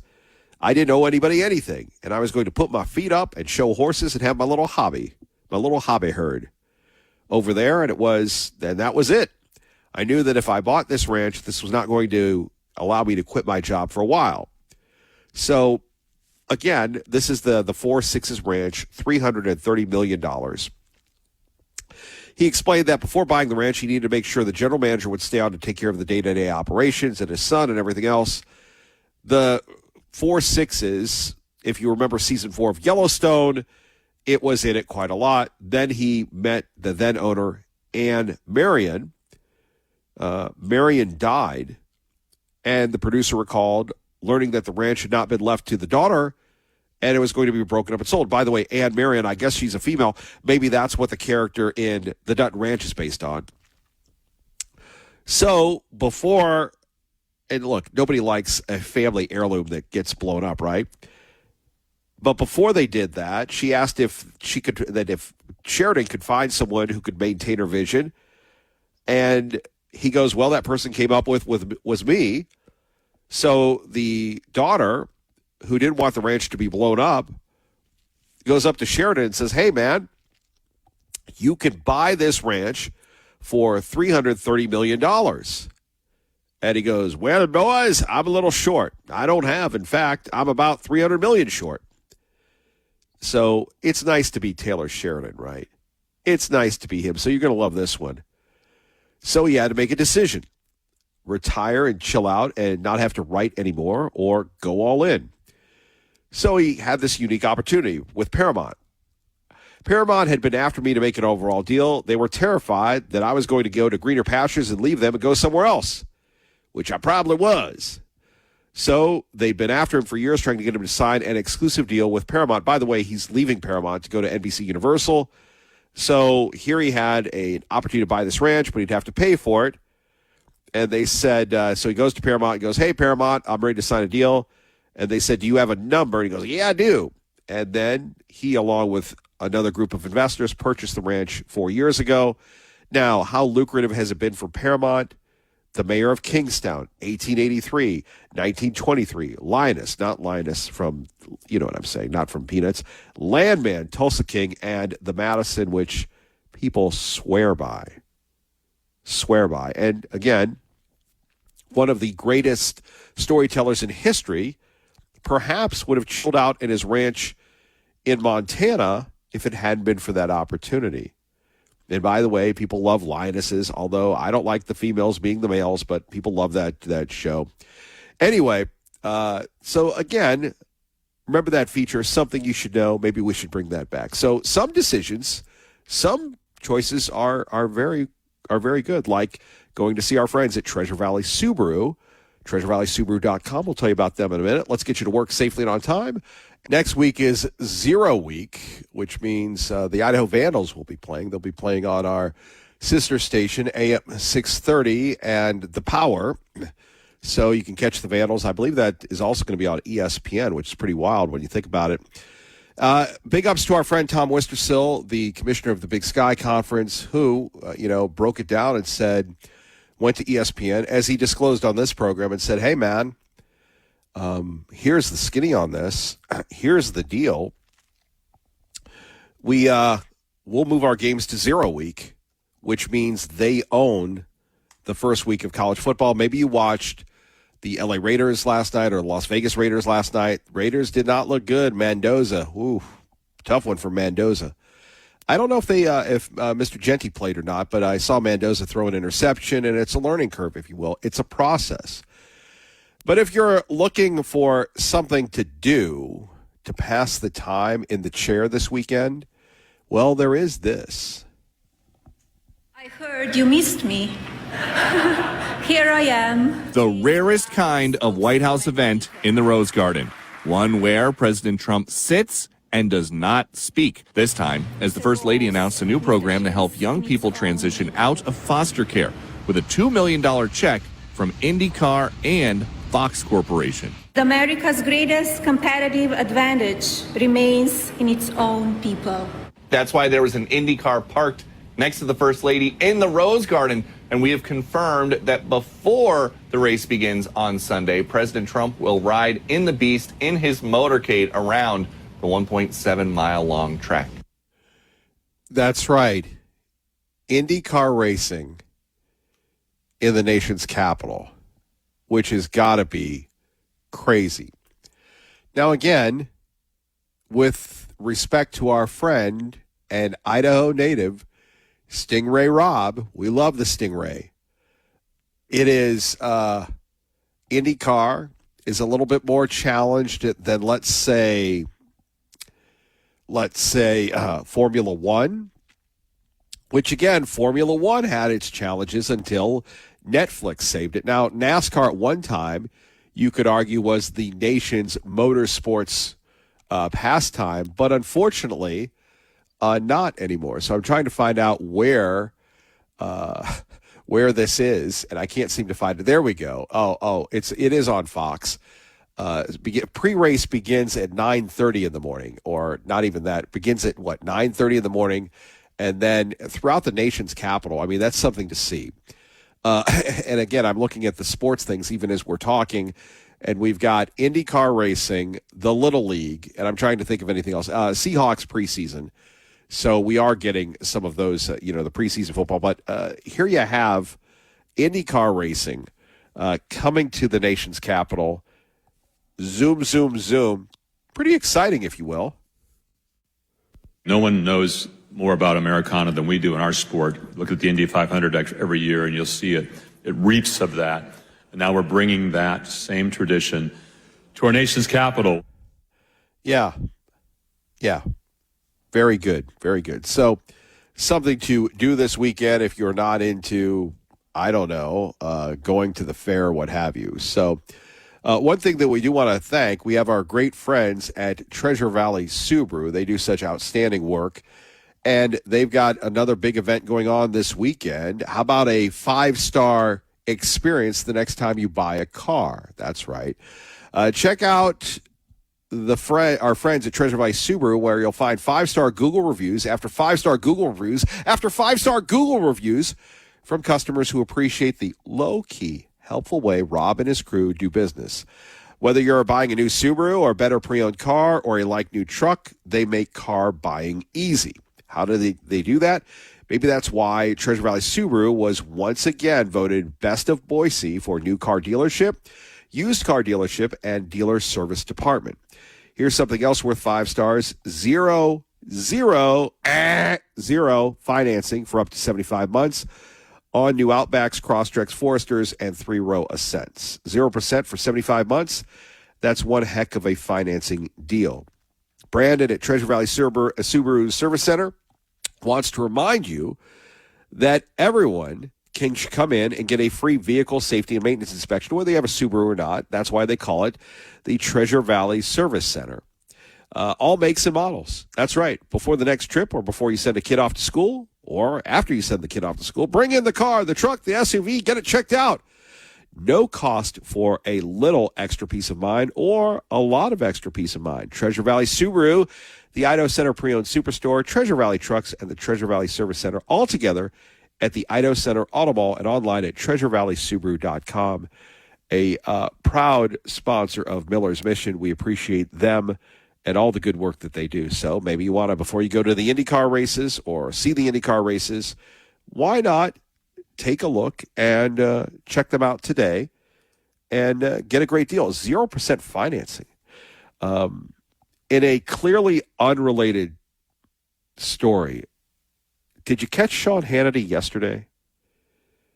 That's the great thing about Sean, 1 to 4 right here. It's breaking news as it happens.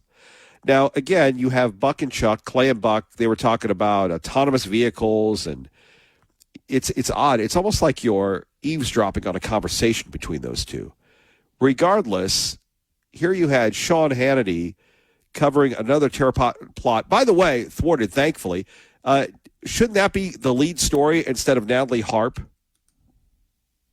Police tell us this 35-year-old woman from New York planned to put a bomb in a DoorDash food delivery bag and then just drop it off at the Capitol, saying she wanted to kill as many lawmakers as possible. Jessica Bowie, she's facing federal terrorism charges for attempting to provide material support to ISIS. The feds say she was radicalized online and posted anti-American and pro-ISIS messages on multiple social media accounts. Some of those were flagged and removed by the platforms. There are also multiple recordings of Bowie pledging her allegiance to ISIS in both English and in Arabic.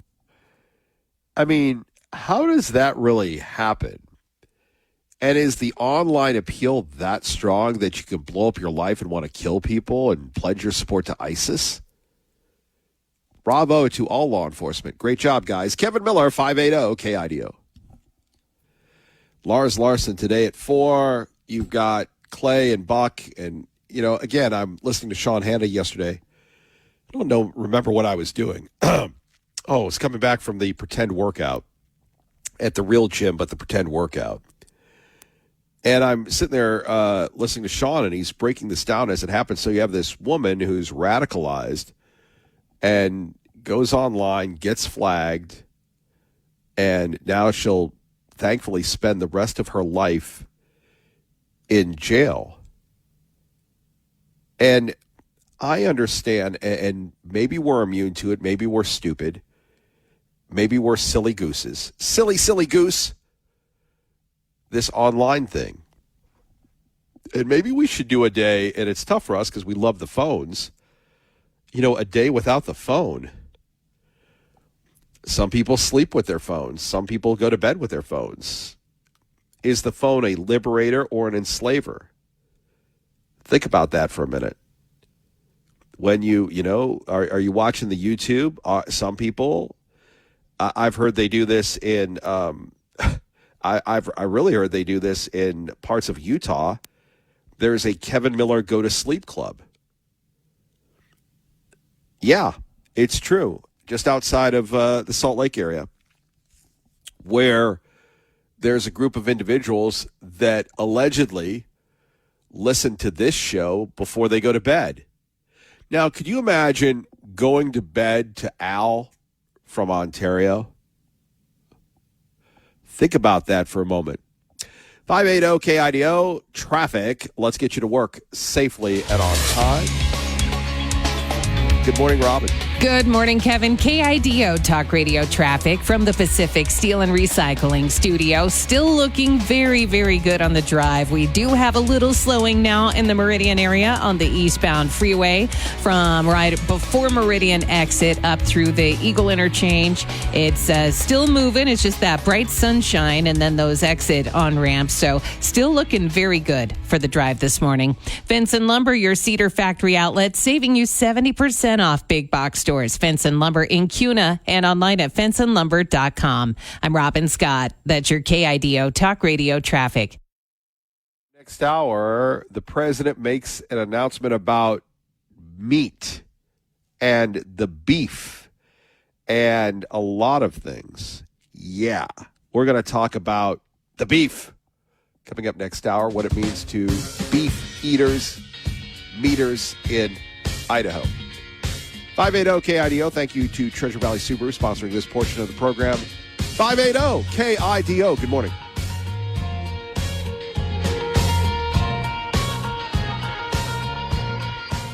I guess I will. Okay. Nothing else to do now. I can. There you go. For women, we have had to fight for everything that we have gotten. Title IX, when we got that, and then also the right to vote. And now we're having to fight for our girls and our women to stay in the sports that they have been gifted to do. There is no way that a man should oppress a woman to take over that sport. Sophie exudes courage and confidence in a world seemingly full of chaos and confusion. She's a talented athlete who has become an icon for girls and women. She has no fear. She does not conform to the ways of the world. None of the women that are playing today got there accidentally. Every one of those women gave their time, their day, their social life, everything to this sport. And we do not want anybody to push them out who doesn't belong there. Girls deserve a fair chance to compete. They deserve the opportunities created for female athletes. They deserve privacy in their locker rooms and in their apartments. And they deserve to have their accomplishments measured fairly, not against a male athletic standard. Wow, there we have it. Supporters outside the American Airlines Center in Dallas, which is where they're going to have the Republican midterm convention in a couple weeks, supporting Indiana Fever guard Sophie Cunningham, who's been maligned and beat up because she believes that girls should play girls' sports and boys should play boys' sports. Like, here's another one, man. We take a look at the world that we live in today, and you take a look at the Boy Scouts. You can't call the Boy Scouts anymore. No, you can't call them. They're called the Scouts. Now, did they get rid of the Girl Scouts? No, they didn't get rid of the Girl Scouts. They have the Girl Scouts. But if you want to be a Boy Scout, you can be a Boy Scout. And you can, they just call them Scouts. So the boys have given that up. Now, I don't know if a boy wants to be a Girl Scout, if they're going to get rid of that, or, what they would do that. But the idea that gender has become militarized, politicized, is crazy enough. By the way, if you've ever coached or been a part of a team, isn't it amazing how kids and grandkids can just suck you into things? Whether it's sports, theater, FFA, and you form a community, a clique with the parents, right? Maybe some teams everybody on the team gets along, all the parents get along, and then other people don't, and then you're going to go to the rival team and everything else. You have this, a sense of camaraderie. It's difficult enough dealing with youth sports, high school sports, collegiate sports, that now we're going to throw in gender this, gender that. And the Democrats have the party of women, the party of ERA equality, have taken this tactic. Whether you agree with the movement or not, from a strategic point of view, it's a bad call, and that the media has sided with men playing women's sports, and that they vilify. I mean, if you watch any of the news, you had a mom, you had a kid thrown out of a WNBA game. Never has the WNBA mattered to anybody, and it doesn't really matter to me. Because I love Caitlin Clark because of the skill. Whether she were white, black, Asian, whatever, I love the skill. She's insane. But the idea that people short arm her, physically attack her, go after her, it's nuts, man. Doesn't make me want to support the product. And you have coaches saying, well, they should do it because they don't want to upset the woke. Well, sometimes you have to do the right thing. Let's go back to Boise State. Jeremiah Dickey. Nobody talks about it. They made a decision. We're not playing San Jose State. They got a person transitioning. And this person inadvertently has been involved in injuries to other people with a volleyball. Now, we're not talking about the volleyball, hey, how you doing? Da, da, da, da, da.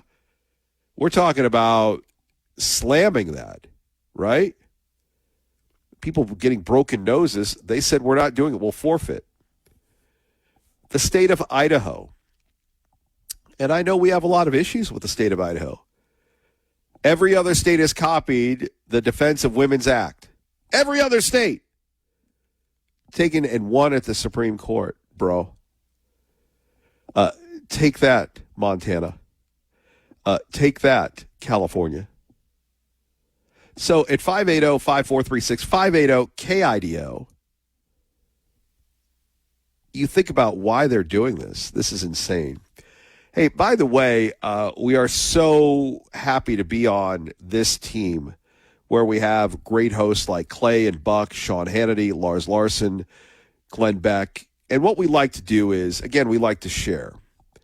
And so I just came across this interview recently where we have J.D. Vance, maybe you caught it yesterday, talking to the Clay and the Buck. I'm going to share that with you because it has a lot to do with Turning Point USA and all these crazy, wild conspiracy theories. And again, if you haven't heard Clay and Buck, just keep it here. No need to turn the dial. No more this, that, and the other. Just keep it right here to the Clay and the Buck. Let's take a listen. Of crazy surrounding the conspiracies that have been alleged and everything else relating to Charlie Kirk, frankly, has driven Buck and I mad. We take calls here and people call in and they say, oh, he had an exploding microphone on his body. It wasn't actually a gun. That wasn't really him that was doing the shooting. That was Israel. You are a great friend of Charlie Kirk. You have one of the most powerful offices in the world. How frustrated are you by those conspiracy theories? I know Erica has been attacked immensely over this too. What can you tell us from your perspective about that story? Yeah, I mean, I'm most frustrated at the attacks on Erica and some of the other staff. I mean, you know, Mikey, who was Charlie's chief of staff and a very good friend of both of ours, you know, Mikey was the person who called me and told me that he thought Charlie actually had a chance when he was in the hospital. You know, of course, that didn't work out.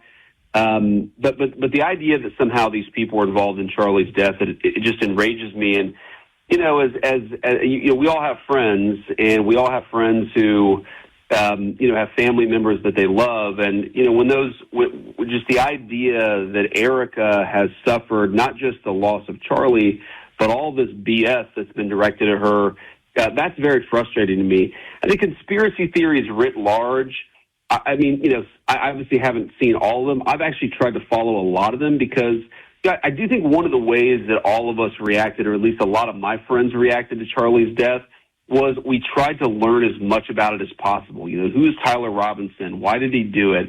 You know, were there other people who had foreknowledge of it? Because remember, there were some social media posts, you know, sort of threatening Charlie in the days up to the attack. And, you know, I asked myself the same questions. Are the people making those posts, were they just being stupid? Were they just being threatening? Or did they actually have foreknowledge of what Tyler Robinson was about to do?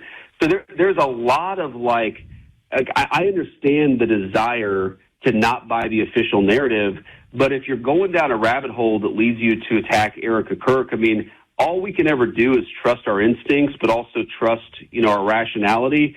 And I know Erica. She's a very, very good person. She's trying to raise two kids who just lost their father, and she just doesn't deserve the attacks that have been leveled against her.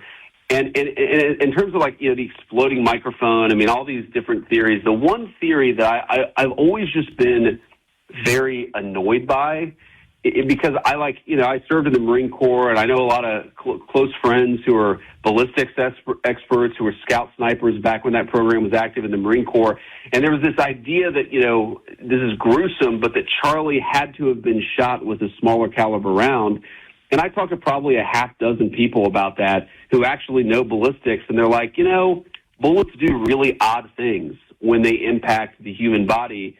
And the idea, first of all, like, the idea that somebody is smart enough to engage in a conspiracy to murder Charlie Kirk, but they're going to plant the wrong caliber weapon, and some sleuth on the internet is going to find the real truth. That, for whatever reason, has always struck me as so bizarrely irrational that, like, if you really think that there was a grand conspiracy, whether it was Israel or the French or somebody else to murder Charlie, but you think the people who were smart enough to pull that off were not smart enough to drop the right murder weapon, that has always struck me as just a bizarre part of the theory. But, I sort of see that as just, that is life in the era of the internet. So that stuff doesn't bother me. The stuff that bothers me is when they go after Erica and Mikey. There we have it from Clay and Buck. You can catch them 10-1 right here at 580 KIDO. Pretty good points by the vice president. Kevin Miller with you here. Phone number is 580-5436. Coming up, we are going to talk about the president and meat. And could the price of meat, beef, bacon be going down?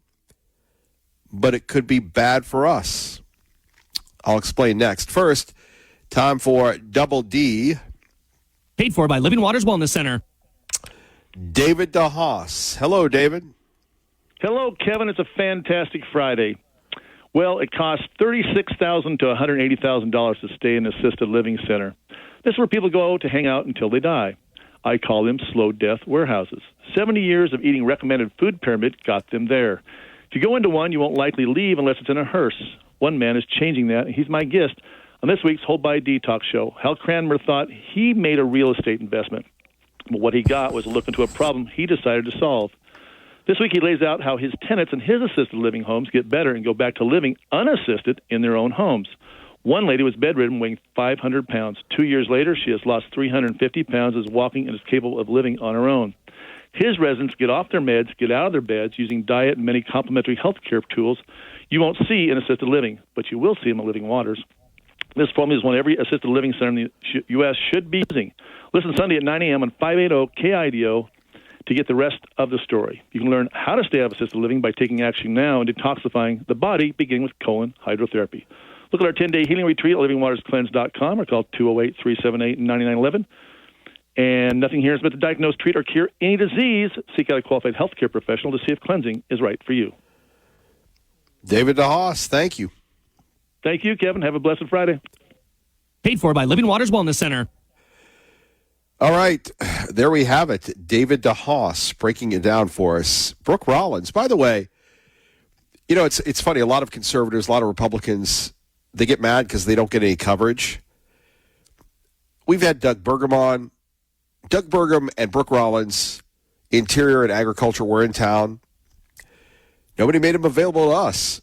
And usually I don't whine about that, but and I sent an email to the Brooke Rollins people, no reply.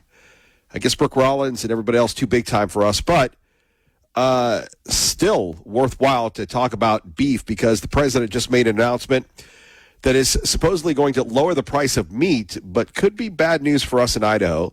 Let's hear what Secretary Rollins has to say. Listen, what we are facing in America today is the direct result of a war on cattle by the previous administration. Frankly, a war on agriculture and a war on farming in general. When you've got a prior administration that is basically blaming cattle for their crazy climate agenda, then you have a real problem. And you combine that with people are eating more beef today than ever before, which is actually really, really good news. Secretary Kennedy and I obviously have been working on new dietary guidelines. We have big announcements coming up on new school lunches. And eating real food is right in the middle of all of that. And so while we're working on combining all of this, ensuring that our ranchers have what they need to continue to rebuild their herds. But listen, here's the good news. For the first time since 2018, we're now seeing a turn where the cattle numbers are now moving back up, where ranchers are retaining their heifers, their mama cows, how they breed their heifers, are retaining at a higher rate than they have now in years. So I think the administration, President Trump's focus on our ranchers, on rural America, on rebuilding our food supply here continues to be a priority, and our ranchers are getting that message. Jackie, I think one really important point that it needs to go stated is this. The first time in American history, in 2023, we became a net food importer, meaning that the Biden administration's policies basically wrecked what we were doing in America, and we started to import a lot more of our food. We cannot survive as a country, right? We will not know freedom unless we can feed and fuel ourselves. So the opportunity to change... Well, don't tell Al, because here you have a woman or a female, Brooke Rollins, in a position of leadership, telling people to eat. Al.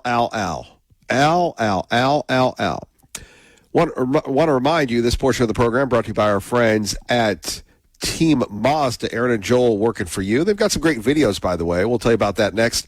Kevin Miller, 580 KIDO. He's going to ease the quotas on beef. That's right. Tired of the price of meat? Can't get enough meat? President Trump announced today that the U.S. will waive higher tariffs on ground beef imports, a bid to lower prices for consumers who are facing historically high meat costs. The president on social media, Truth Social, saying that the country will allow 300 metric tons, of ground beef into the country for the next 90 days with no out-of-quota tariff. That puts a pause on higher tariffs, which are triggered when the trade volume surpasses a certain quota, according to the WTO or the World Trade Organization. The president saying, quote, "We have a commitment that this beef will be sold at 25% below current market prices. This deal will reduce prices for Americans while giving space for our great American beef herd to grow again." The cost of meat in Idaho, $6.89 a pound, up 57% from 5 years ago, according to the Federal Reserve Bank of St. Louis, citing labor statistics. We told you earlier, we shared with you earlier, Brooke Rollins breaking down the war on meat, the war on beef, and that we need people to eat more beef. But the problem that we have here, and by the way, one of our great local employers, CS Beef Packers, Meat Packers, the folks in CUNA. And I think CUNA is a microcosm of the state of Idaho, right in that one-time area. And that one-time, that small parcel of land, you have the CS Beef Packers on one side, and just down the road, you have Meta, or as the old people call it, Facebook.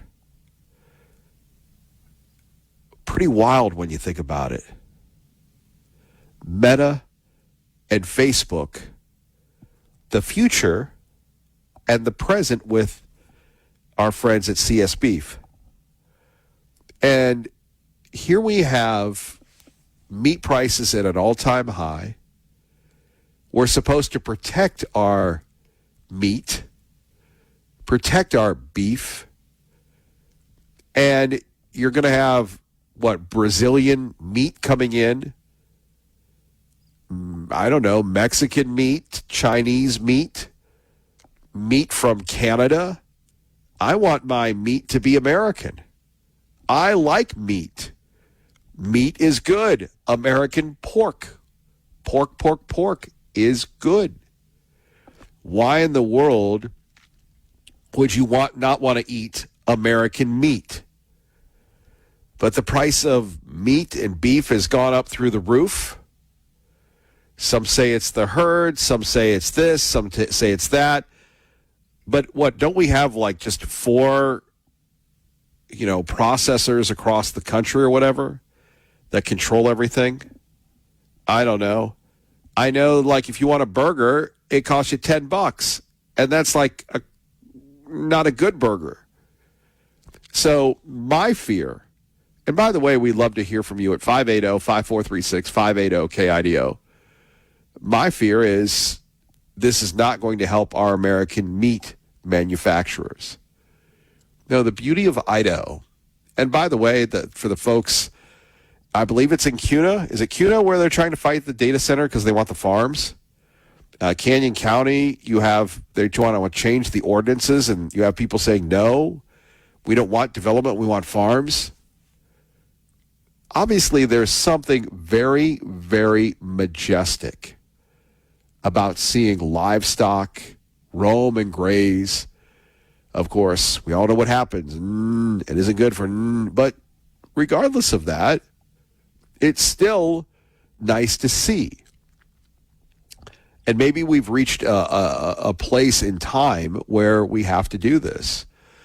And I hope and I pray and I hope everyone else that we can make that happen, that we can save the meat industry. I mean, we really have to start taking a look at these things. And at 580-5436, my concern is the Cattlemen Association, the Meat Association, what's the future for them? And people that have done everything right, the people that go to the Caldwell Night Rodeo, the people that show things. This is an American backbone lifestyle career. I mean, it's a path that not everybody can do. I mean, when we're talking about keeping the meat industry going, and now the president bringing in the foreigners. I'd love to get your comments on that. By the way, we haven't talked about this, but we should. Is it time for the cameras to get the flock out of Idaho? Uh-oh. Far be it to be all doom and gloom. You ever been to San Diego? I've never been to San Diego. A lot of people love San Diego. Oh, I love San Diego. Good for you. Great. San Diego, they lost the Chargers. So here's a city council meeting, and I hope this makes you laugh because, quite frankly, we need it. You have somebody dressed up as Darth Vader addressing the San Diego City Council. Thank you. It's been a great day. Love to all. Thank you. Darth Vader? Love you, baby. Darth Vader, yes. The Dark Lord of the Sith.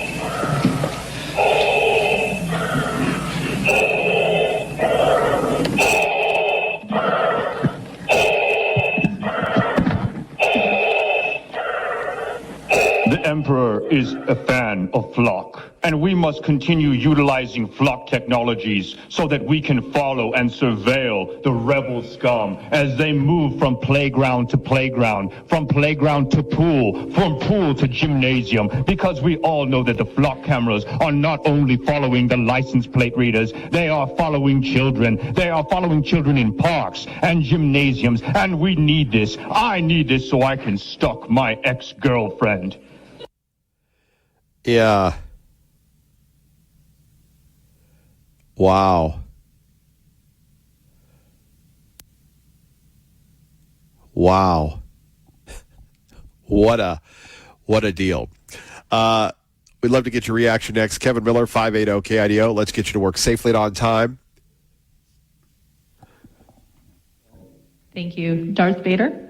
This is in San Diego, everybody.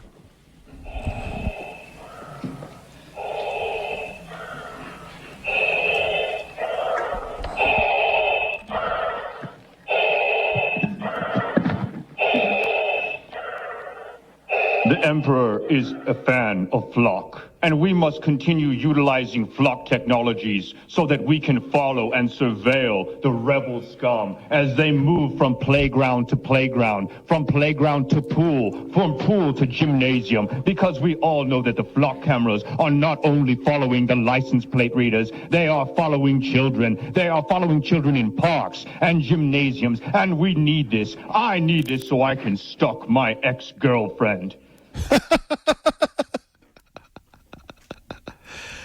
You got to give it to this guy. He dressed up in the whole thing, and he's doing it. Wow. Do want to remind you, again, this Freedom 250 Grand Prix coming to D.C., and I love how CNN, the libs, are positioning this. They're saying the grand spectacle. Wow. I don't know. I think you want to have nice things. If you're just waking up, the president is eliminating or reducing the tariffs on ground beef, which means your meat will not cost you as much. That's right. The president on Truth Social saying 300,000 metric tons. So if the prices don't go down, well, we all know the deal. We all know the deal. Crazy times when you think about it. If they don't go down, we will know why. By the way, this portion of the program brought to you by our friends at Team Mazda. I want to make sure you find out what's going on with them. They call it the 5-it, if you will. 5-it. What's that mean, Kevin Miller? That's right, 5. That's right. $5 down. $5 down. Hey, $5 down for a car? That's right. If you're buying a newer or better car, better owned, pre-owned car, and your to-do list is to go find the best deal, you can't beat this one at T. Mazda, the pre-owned superstore. It's pretty easy to remember. They call it the 5-It. That's right, 5-It, 5-It, 5-It. Make sure you say 5-It. Here's how it works. Bring in just $5 down. That's right. I don't think you can buy a Slurpee with $5 anymore, right? And Team will help you drive home in a new Mazda or better pre-owned vehicle. Then there's the other 5. That's right. Give me 5, man. You can delay your first payments for 5 months. So $5 down, no payments for 5 months. And that's why they call it 5-It. It's a great option if you need a vehicle now but don't want to drain your bank account coming up with a big down payment. And if you're looking for an affordable used car, look for the pink tags at Team's pre-owned superstore. Those are specially discounted vehicles priced to sell, including plenty of reliable choices under $20,000. And bring in your old vehicle because Team will give you up to 130% of book value with a minimum $2,000 trade allowances regardless of the condition. So don't put off getting a better vehicle. 5-It, $5 down, 5 months before your first payment at T. Mazda in the pre-owned superstore on the Boulevard. Get pre-approved today, right now at GoTeamCredit.com. 5-It, $5 down, no payments for 5 months. Who can beat that? No one. Go see Aaron and Joel at Team. Yesterday, we were talking a little bit about an Idaho coffee shop. And I first saw this on social media, and I thought, I don't know if it's true. But apparently, you've got this guy at Idaho Roasters. Does anybody know where that is? By the way, I do want to thank the gentleman who called in and said Weatherford was in Texas. So thank you for that. Appreciate that. Always good to take direction. So here you have a very shocking piece of audio. And it's one of those things that at 580-5436-580, KIDO, that it just has to speak for itself. I said everybody is welcome, but I said I don't want this group meeting here. It's like if the KKK asked to meet here, I would say no. So you think pro-lifers are like the KKK? Is that what you're saying? In my world, it's the same. It's the same sort of concept. That is so beyond par. Pro-lifers, those who advocate for the dignity of every human life, even children in the womb. You were saying we are like the KKK. I've made my point clear. I asked you guys not to meet here. I said everybody is welcome. So where is Idaho? Idaho, not White-aho. Idaho. Idaho. Idaho Roasters, located in Driggs, Idaho. They offer fresh pastries, croissants, and ethically sourced coffee beans near the Tetons. So this is what happened.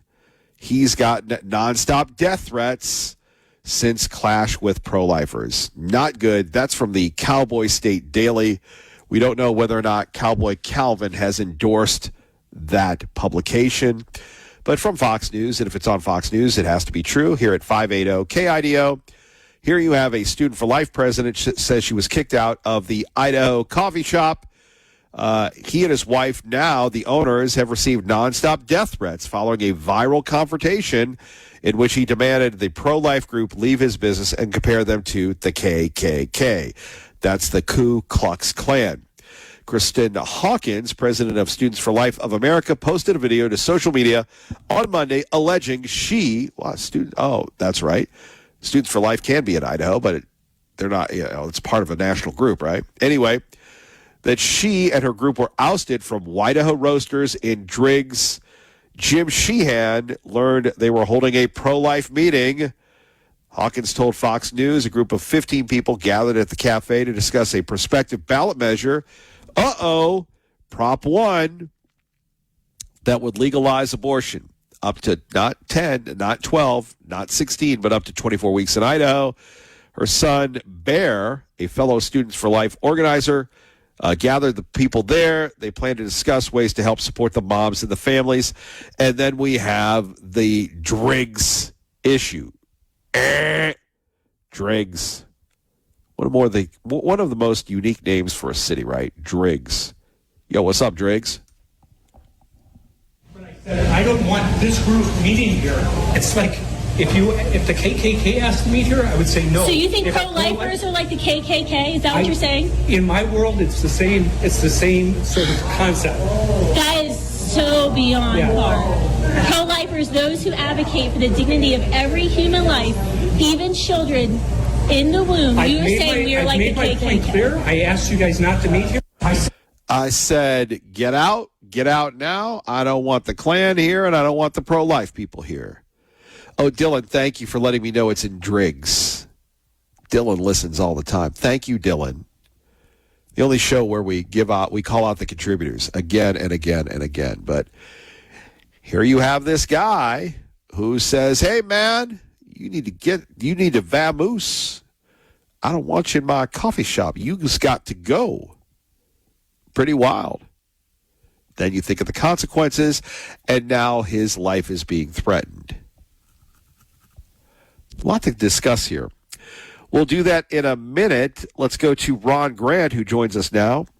Paid for by Ron Grant, your safer money specialist. And we like to call this segment the official Good Morning Ron. Good morning, Ron. Good morning, Kevin. How are we doing today, buddy? Not bad. A lot of uncertainty. What goes up, sadly, must come down. Maybe it does, maybe it doesn't, but you want your money safe, and that's what you're here to talk about, sir. That's what we do, buddy. We keep it 100% safe where we can't lose the principal and we can't lose the gains. You know, this is my 30th year helping people, Kevin, keep their money safe and protected. You know, the nice thing about it is that my clients and I get an income that we can't outlive. And if we're married, when one spouse passes, the other spouse gets that income for the rest of their life. And then when they pass, whatever's left goes to the beneficiaries. Traditional retirement plans just can't offer that because they're always tied to the Wall Street casino.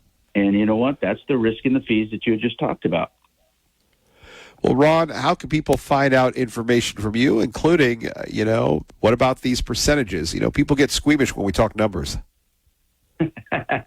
Well, the 4% rule you're talking about, the financial planners and stockbrokers for the last 30 years have talked about 4% should be what you can take out and live comfortably on a retirement. But what if 4% is not enough for you? The other thing is the 4% rule is highly exposed to market volatility. Income is at risk during downturns. And what do? You got to sell assets to generate income. And what if you have to sell short? Now you have less money. So my clients and I, we don't like that. So I've set up a great educational website that they can go on 24/7, articles to read, videos to take a look at, and that's safermoneyspecialist.com. But, let's have a phone conversation right here in the Treasure Valley about how you can have a guaranteed income for you and your family that you can't outlive. Zero stock market risk. And the nice thing about it, Kevin, is legacy protection for you and your family, because that's the money you worked hard for, maybe 35, 40 years. 208-660-1372. Let's have a conversation and have some education. Ron Grant, he loves to listen and loves to educate. We appreciate you, sir. Appreciate you, buddy. Stay cool. It's going to be hot today. Paid for by Ron Grant, your safer money specialist. Appreciate that with Ron Grant. Worrying about the heat. Watch out for the heat, the stuff. So it doesn't get much hotter than you're at your favorite coffee shop, you're hanging out, you're having a good time, you're going, hey, man, did you hear what they said on Kevin Miller today? And then you're talking about a variety of issues in Driggs, Idaho, and dude comes up and says, get out, punk. Everybody is welcome, but I said, I don't want this group meeting here. It's like, if the KKK asked to meet here, I would say no. So you think pro-lifers are like the KKK? Is that what you're saying? Dude, you got to give it to the young people, man. Just that tenacity and that passion in her voice. And it's almost performative, but it's legit. Pro-lifers are like the KKK? Is that what you're saying? In my world, it's the same sort of concept. That is so beyond far. Pro-lifers, those who advocate for the dignity of every human life, even children in the womb. You were saying we are like the KKK. I've made my point clear. I asked you guys not to meet here. I wonder if they left. Maybe they should have gotten arrested.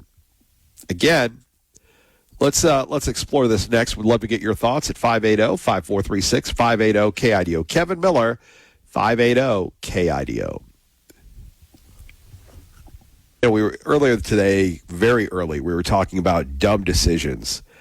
You think that Prince Harry moving to California, writing a book that didn't sell, ripping his family was one of the dumber moves of all time? Just a thought. Lee Joe joins us now at 580-KIDO. Good morning, Lee Joe. Good morning, sir.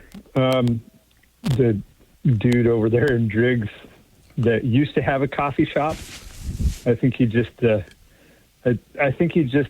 figured out the market decision is going to be that he's going to go out of business, because you don't take a stand like that in a place like Driggs and just say, oh yeah, I'm going to be fine. So he lost probably 70% of his business, and a few commies will roll in there, but I think he's going out. So farewell to the abortion nuts. And he proved once again that's all they have is the emotion. And they live up on their emotions, and he just went off the deep end. And good times, bro. Back to our cows.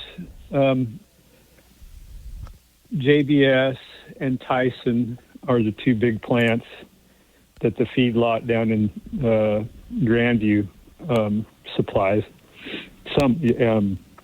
And I used to haul cows to those two places, during the Great Recession.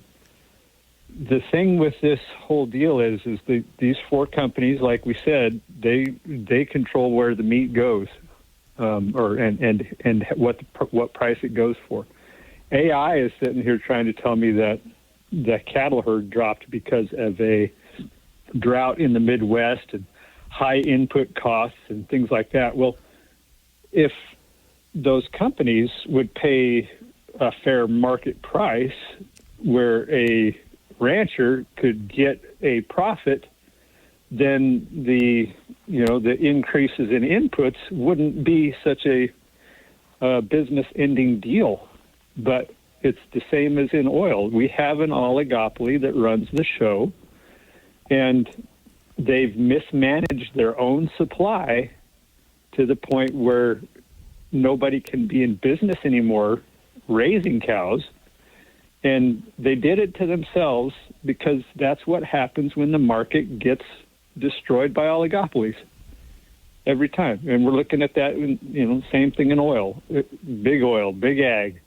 These are the people we're talking about. And so Trump opens up some imports because, for 90 days or whatever it is. But they were the ones that lobbied to get the big tariffs on that stuff anyway. And in each phase of this, do any of those four companies feel a loss? Not until a little bit of import comes in, but they've been maximizing and maximizing and maximizing for years. And there's no free market influence between those four companies. It's like with big oil, they don't have to collude. There doesn't have to be proof of colluding. When there's only that many other market sources to look at, people say, they'll just look and say, okay, we're setting the price, 10 cents a higher a pound today, 20 cents today. It's this, break them up too. Let's get back to capitalism and end this corporate socialism and all these, rules for the so that all these companies get bigger. I don't mind a big company as long as it's got about 10 other companies to compete with it. Well, Lee Joe, I appreciate that. Thank you for the call. Let's go to Eric in Cuna with Kevin Miller at 580-KIDO. Hello, Eric. Hey, good morning. Yeah, Lee Joe nailed it. I guess he kind of took my thunder, but that guy in Driggs, Driggs is, it's a farming town. I mean, you got Grand Targhee ski area right there by it.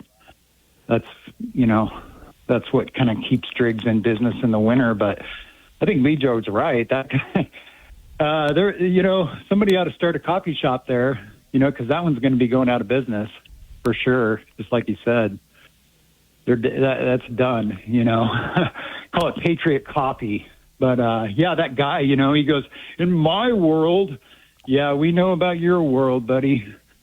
These people are lunatics, I'll tell you. But, as far as the beef goes, Lee Joe kind of laid it out. I mean, it's like they're trying to squeeze out, the small family ranches. And I heard something a few years ago about some private ranchers wanted to come together and build their own processing plant.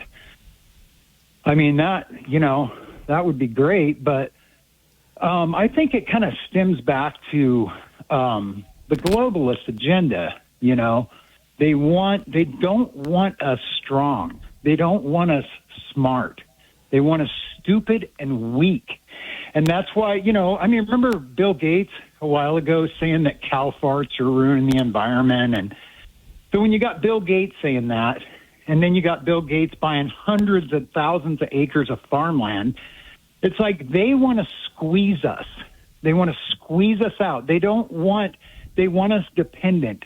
They don't, the more private ranchers there are, the more abundance of beef, it is more independence for the individual American. So they don't want everybody independent. They want us to eat their garbage. And they've been feeding us garbage for years.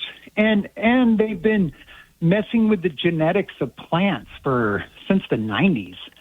Injecting pig genes into broccoli and all kinds of weird stuff. If you look it up, it's pretty damn strange what they do. And a lot of the food we eat, if you look at it, everything's bioengineered, genetically modified.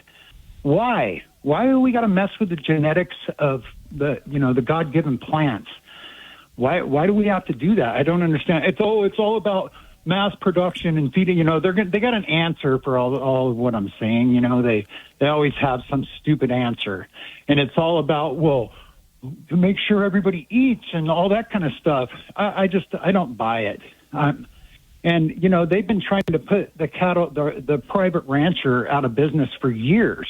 And it's just like Lee Joe was saying, you got these 3 or 4 companies that control the pricing, that control everything.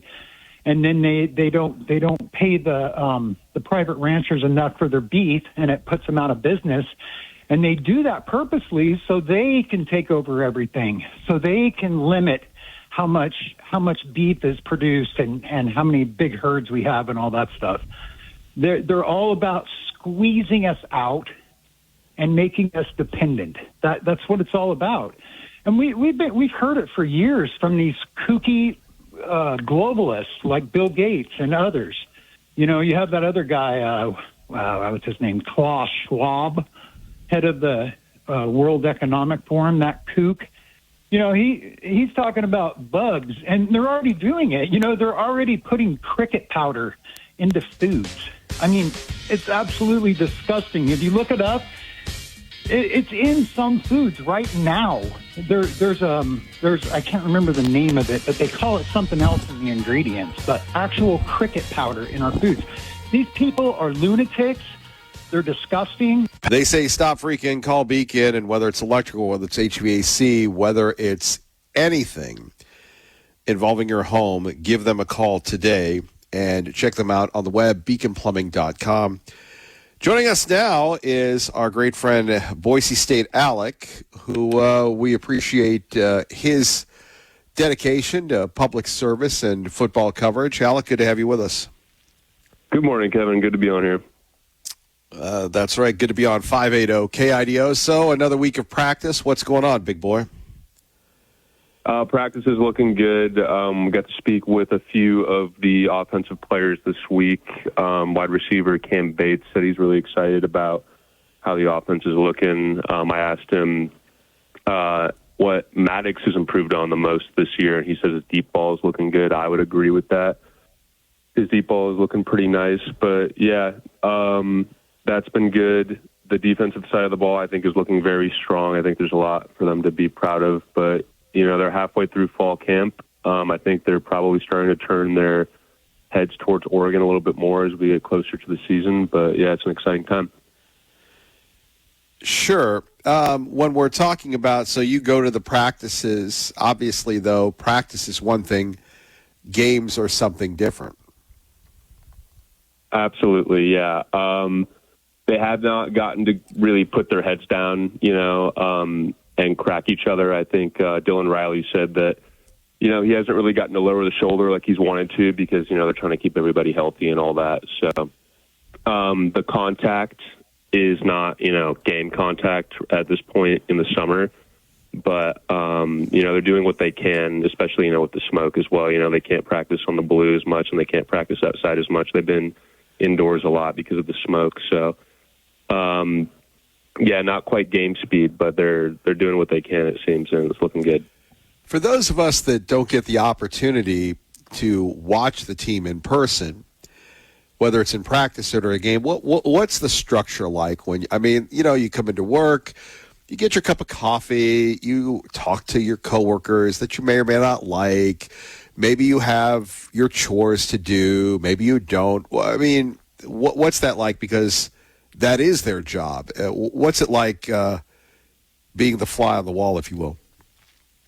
Well, I can't get too detailed about the specifics, but essentially, like it's a full-on long football practice, and we only get a fraction of their day. We don't get to see their lifting periods or when they're eating or earlier practices that we get to see. We're only allowed at certain time slots.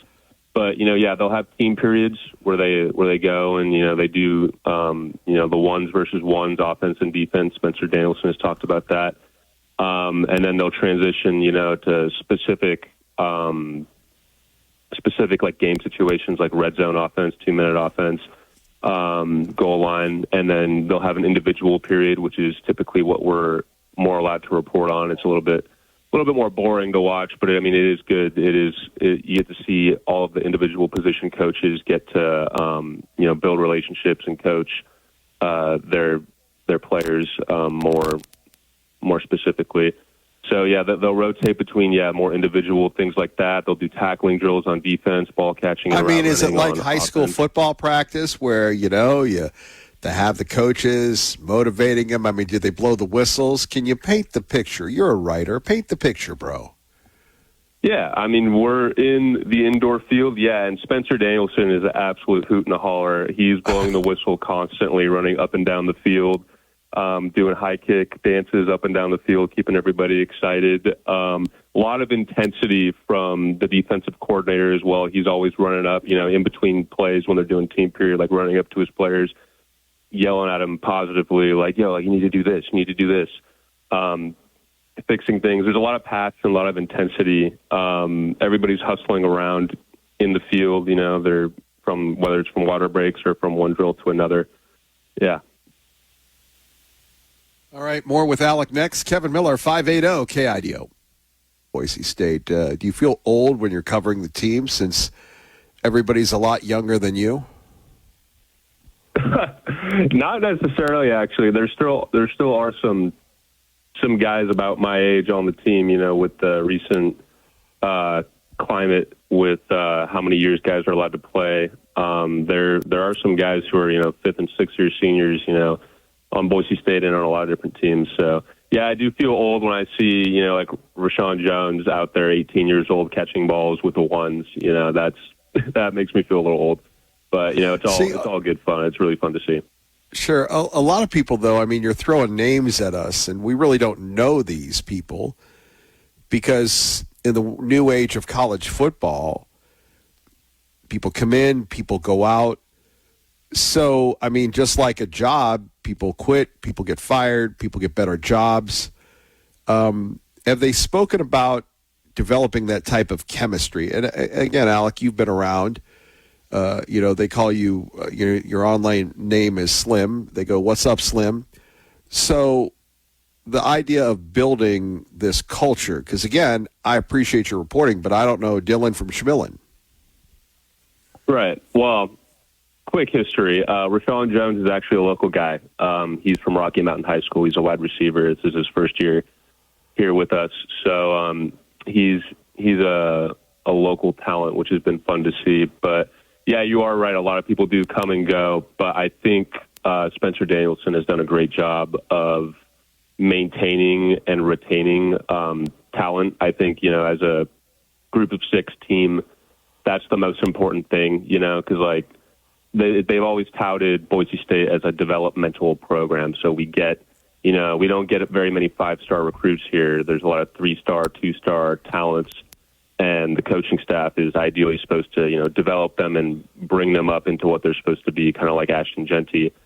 Now, and wait a various minute. other A talents. see, again, you're assuming we know these terms. So a 5-star, that's a high recruit, and a 2-star is a lower star. Is that correct? Yes. Okay. So, yeah, 2-star would be a less talented high school recruit, where a 5-star, those are the guys who are going to Oregon and Alabama and Georgia. They're getting highly recruited around the nation. 2 and 3 stars typically don't get as recruited by the bigger schools. But yeah, back to the importance of retaining players. If you're going to develop all this talent and put, now with NIL, put money into these players and get them to where you want them to be, to where they're making, big plays like Ashton Genty was a couple years ago. The most challenging thing isn't even the recruiting part of it. It's maintaining them once they've kind of come to their peak form, because what's stopping Oregon from coming in and offering a player a boatload of money to come transfer to Oregon? That's going to be the biggest challenge for Boise State. So you are right. That's just the biggest challenge for a group of 6 schools as a whole right now with the current climate of college football. Okay, so on our website, KIDOTalkRadio.com, we have one of your articles up about the punter, and we'll get the other one up soon about the helmets. But why are these stories so important that you've written about them on our website, KIDOTalkRadio.com, as well as all of our other Town Square Media websites?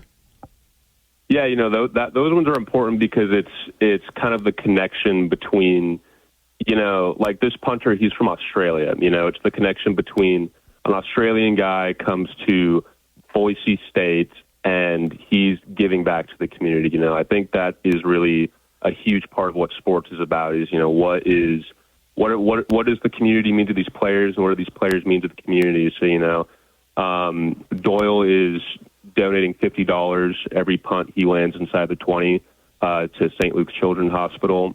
He's had experience with family members for him suffering from cancer and tumors and things of that nature. So it's important to him, and it helps out the community, and I think that's a huge part of what sports is about.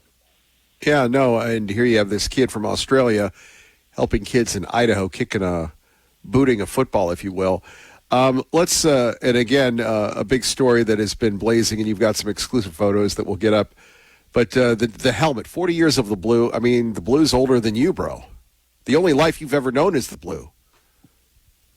It's true. I've only seen the blue, but yeah, there was a day when that field was green. Yeah, that's a fun story, and it's a fun anniversary this year to see them celebrating it with custom hand-painted helmets is really, really cool to see. I'm sure it wasn't cheap to get those helmets, but it's a cool way to celebrate it, and it's what makes Boise State so iconic.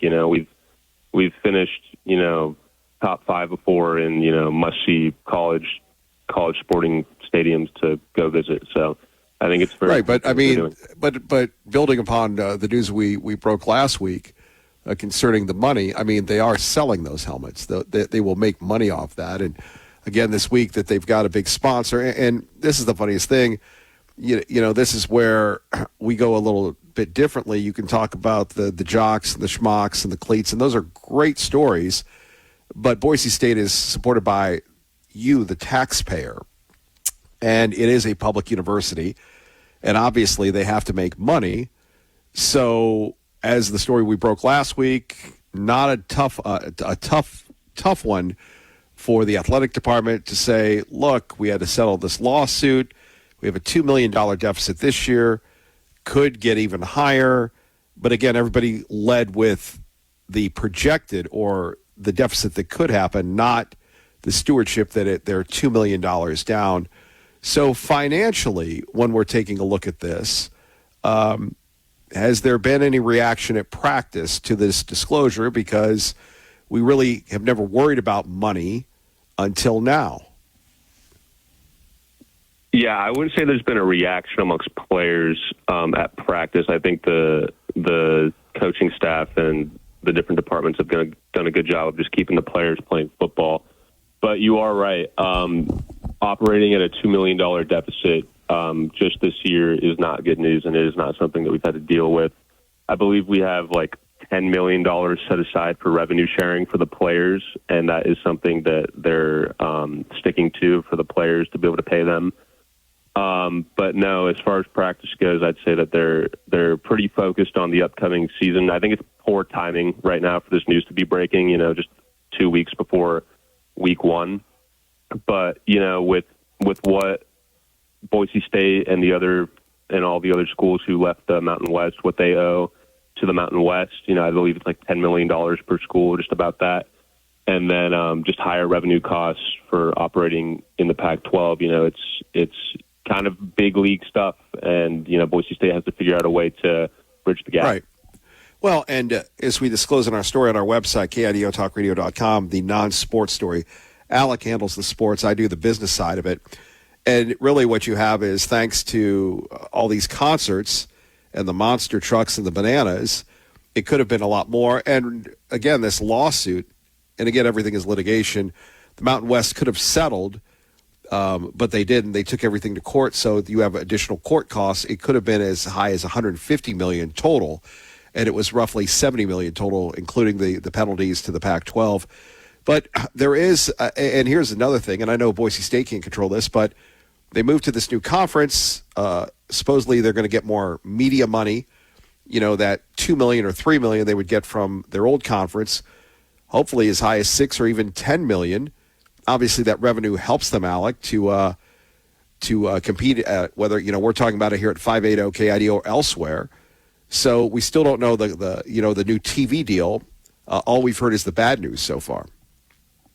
Right. And, there actually is more good news that could be on the way. I haven't heard anything recently about this, but every school has the opportunity to have 2 patches. Now, we're going to talk about the progressive deal, but every school has the opportunity to have 2 patches on their jersey that are sponsored by companies. Alec.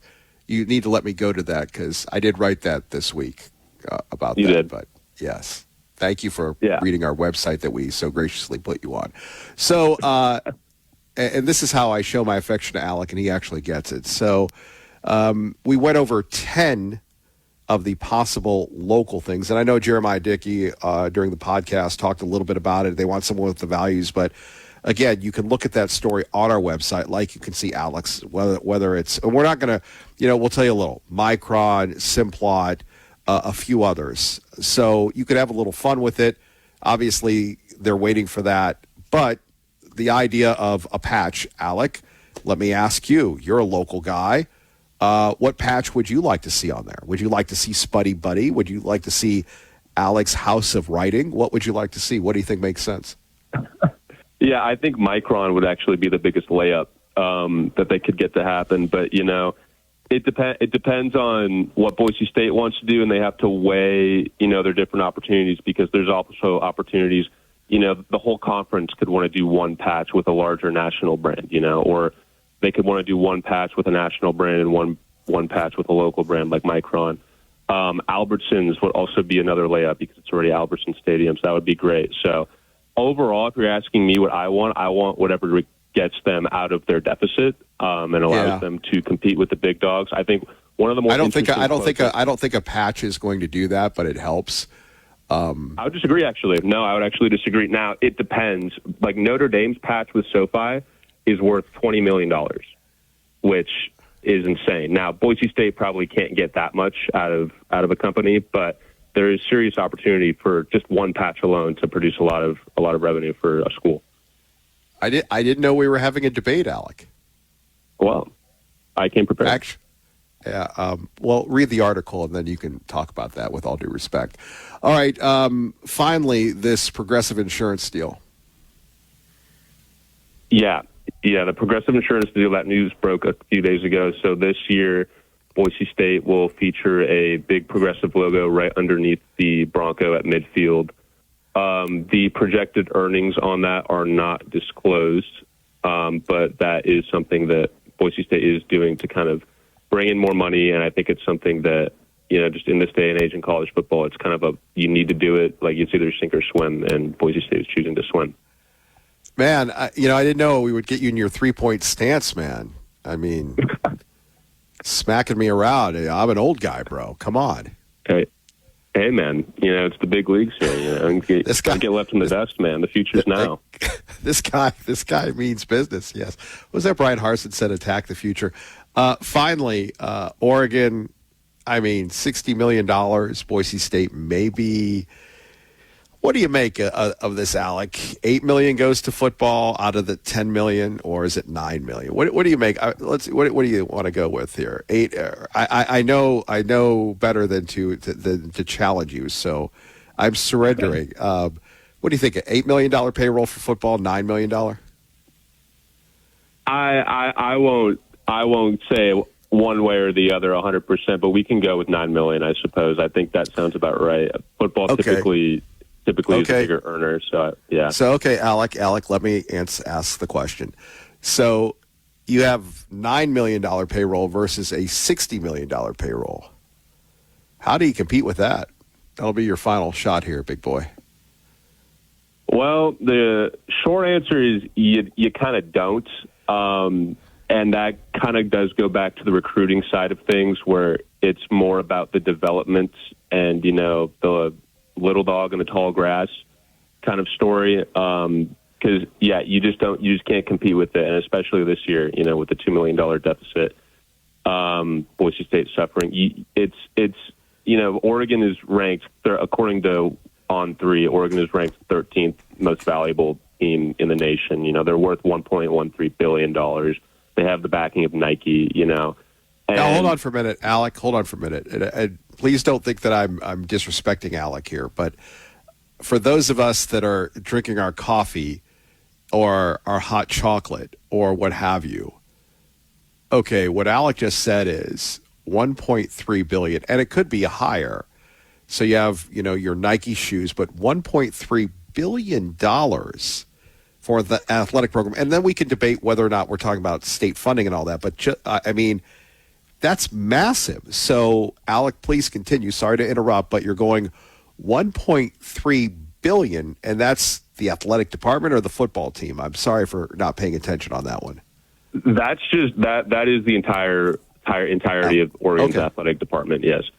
Oh my. Yeah. Now, with that said, Boise State is capable of giving Oregon a run for their money. We've beaten them twice in years past, and we gave them a good shot a couple years ago when Genty was on the team.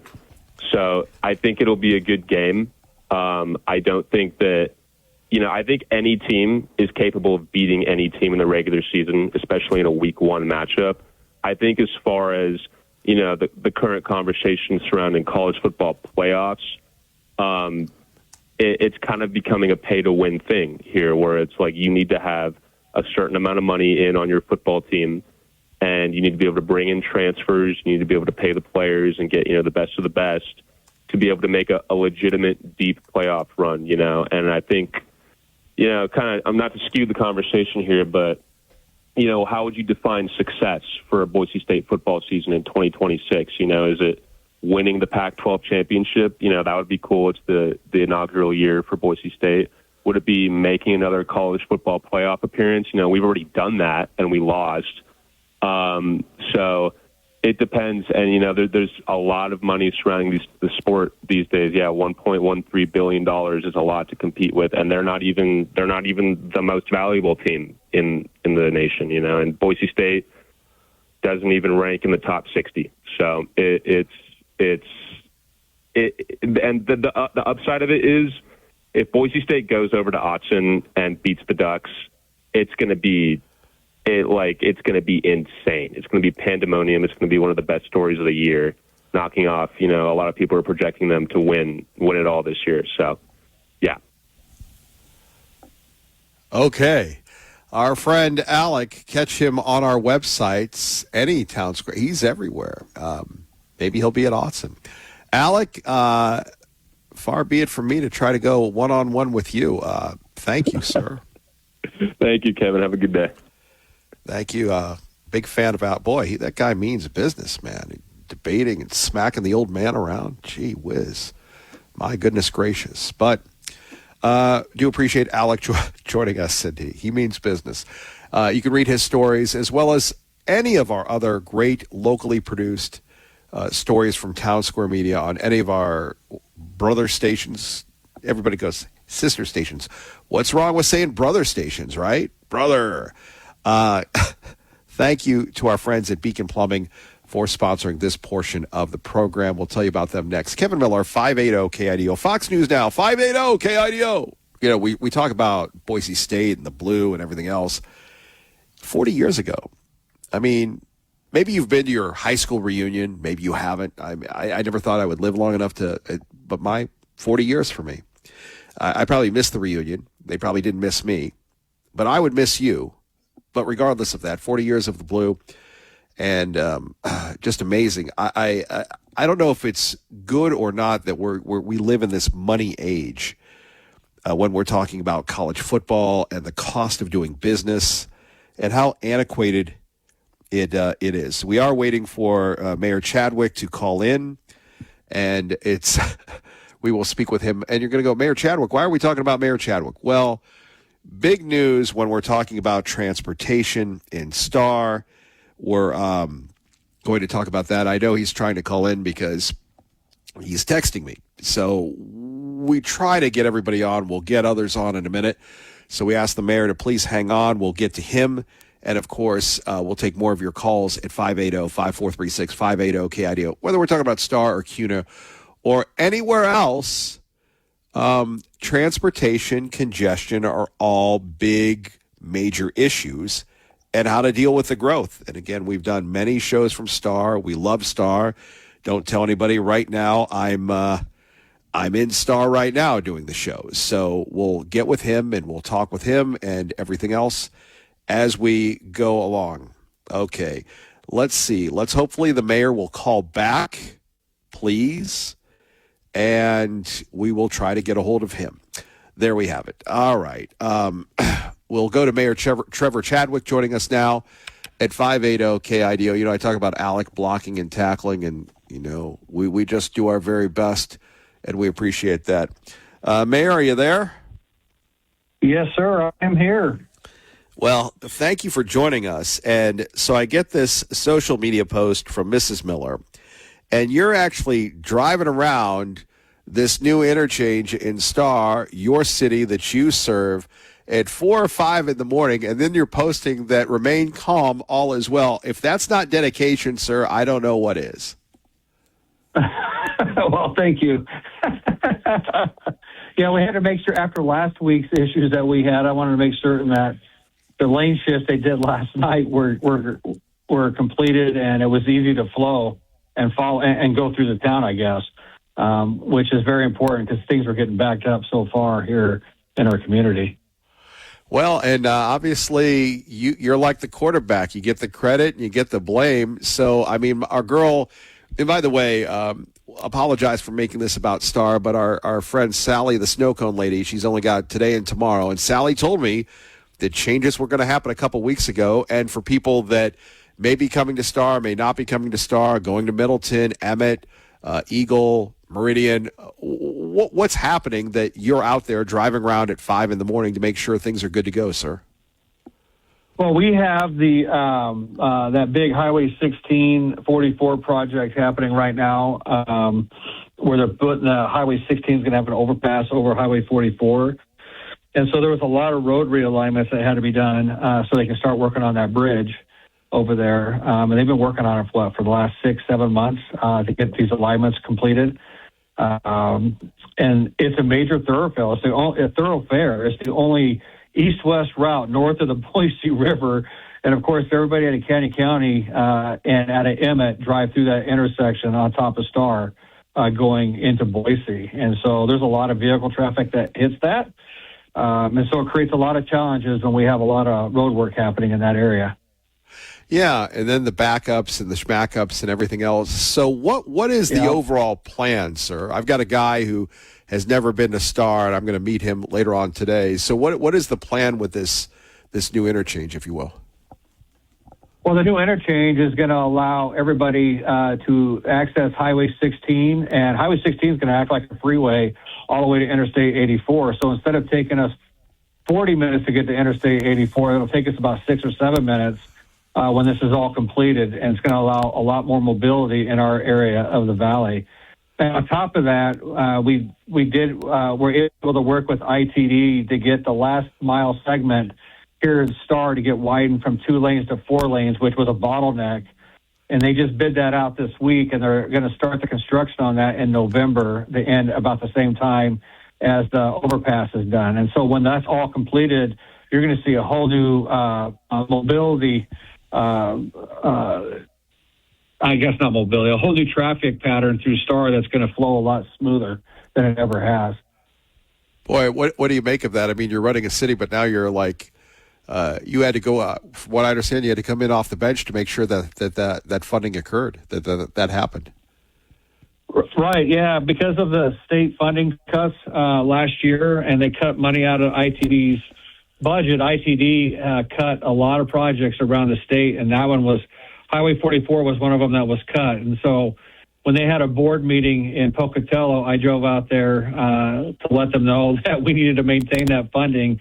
And thanks to our District 3 engineer, Jason, and Julie, our District 3 board member, they helped me push along to get that project funded again. And in fact, that bid that went out, I think it was just a couple of days ago that it bid, ended up coming in at half the cost of what they anticipated it to cost, because you were able to leverage the current project that was there, right, for mobility, for mobilizing on site with the contractor and stuff that ended up winning it. So it worked out for everybody to get it done. It cost half the amount, and it's just going to create mobility for everybody from Canyon County to Ada County on this side of the valley. That's pretty wild. Mayor Trevor Chadwick joining us of Star here at 580 KIDO. You know, the last time you and I talked, you said all these businesses are coming in, buildings are going up. Can you define what that's about? I mean, everything's growing, and we're not going to be negative, but I mean, that's a challenge to manage that growth, and you've been on the forefront of that, sir. Yeah, it's been a challenge to manage that, and the infrastructure is the biggest key. I mean, the biggest complaints you see in our area is the traffic, right? It's the increased traffic that you see from the housing, and we're working on that through both ITD and ACHD. And with these improvements on the roads, that just helps our commercial base as well to build. And we got a lot of commercial entities that are coming in here in the next year as well. You see, if you drive up and down Highway 44, you see a lot of buildings being built right now for the different businesses that will be here. So it's kind of cool to see. And it's opening up opportunities for locals. I've talked to a couple of local folks that are going to be able to open up some shops and stuff in some of these locations, and that's exciting to see. No, I agree with you on that. Now, here's something that, and you know, you've gotten a lot of coverage on this, rightfully so. But what was it like to open up that new elementary school years after opening up the new middle school? And there's something about schools that make us all feel like kids. It does. It was awesome to get this new Independence Elementary School opened up here in Star.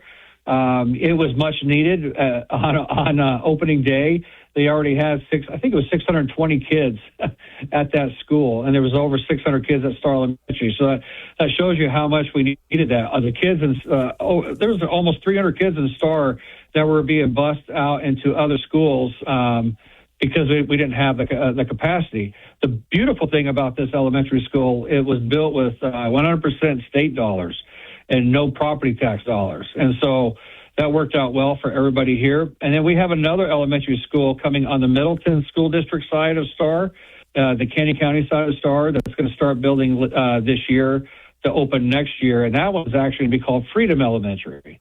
And so now we have our independence and our freedom here in the community of Star in our elementary schools.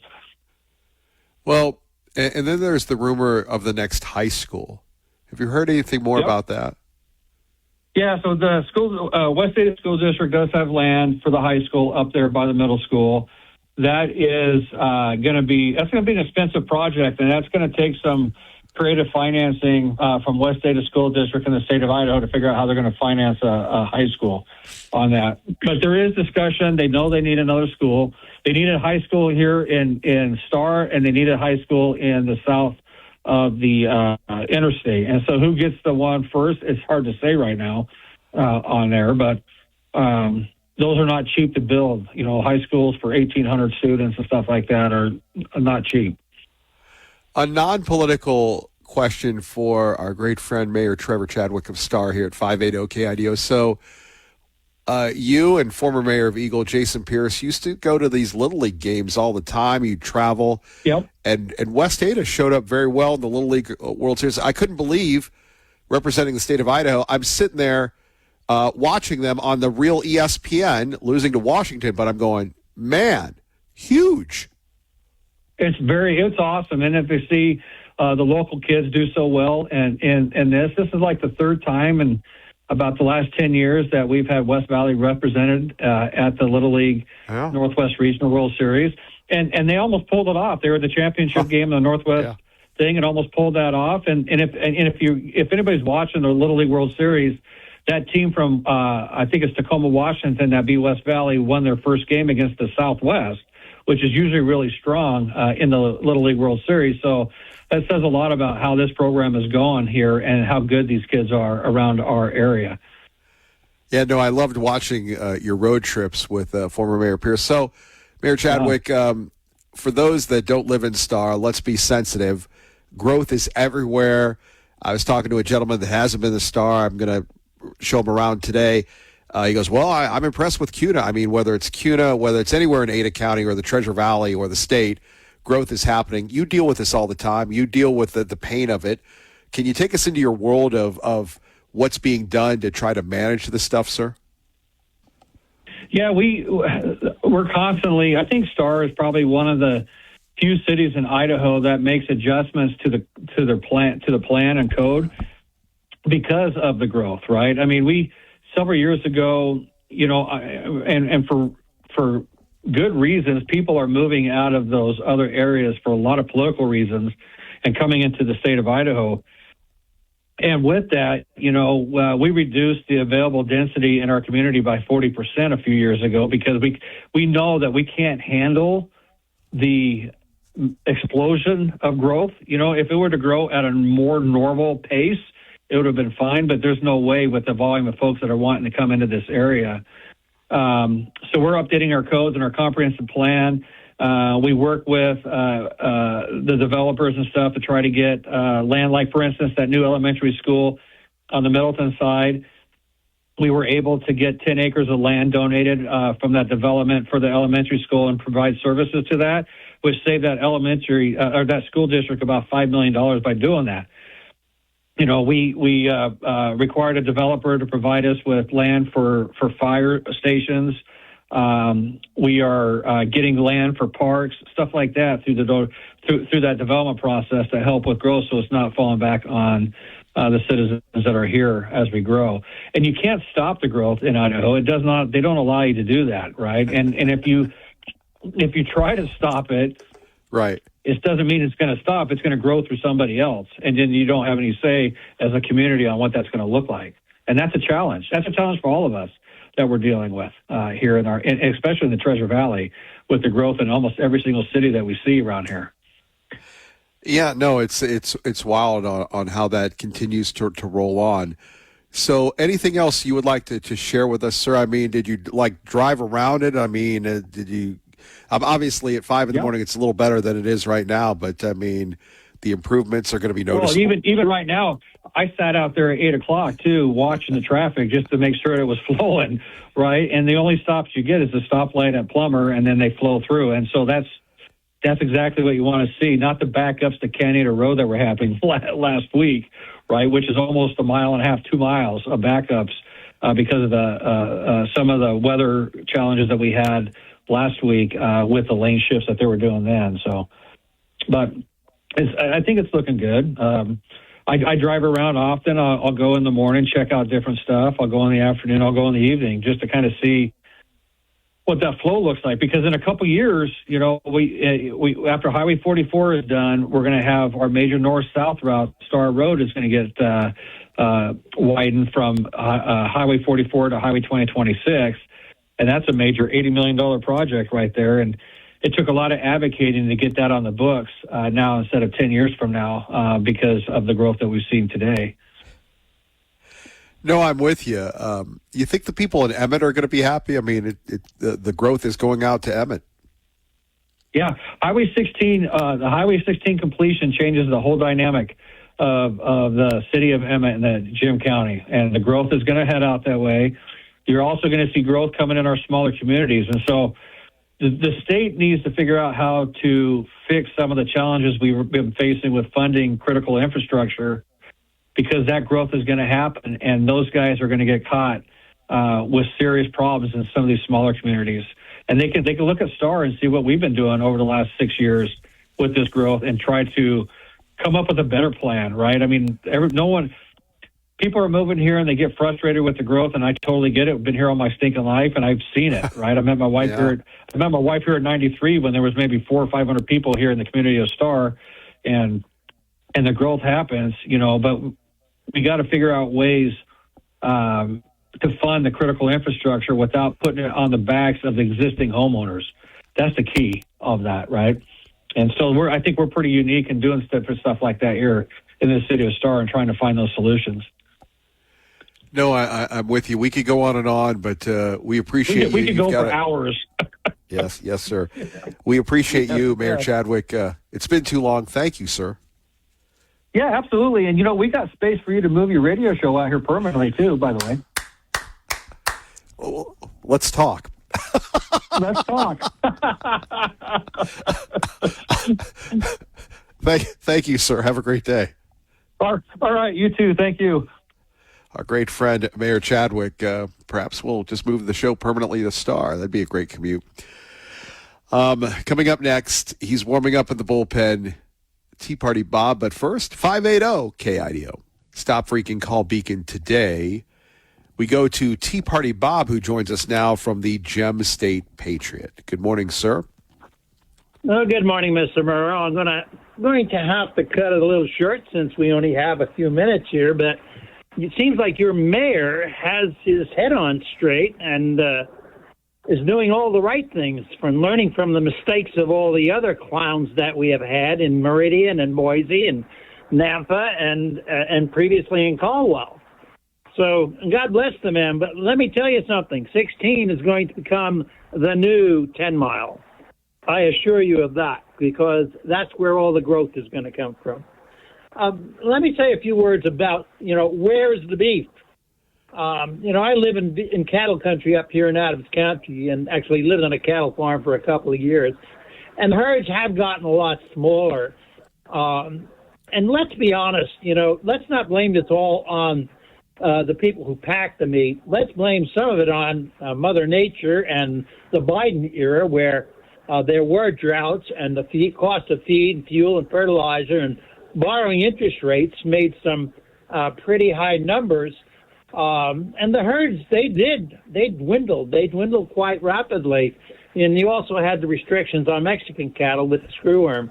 But much of this, again, was a byproduct of either Joe Biden or natural incidences. The case of the four meat packers rigging prices, they had some merit as they tried to increase their margins between 2015 and 2020 by suppressing what they paid ranchers.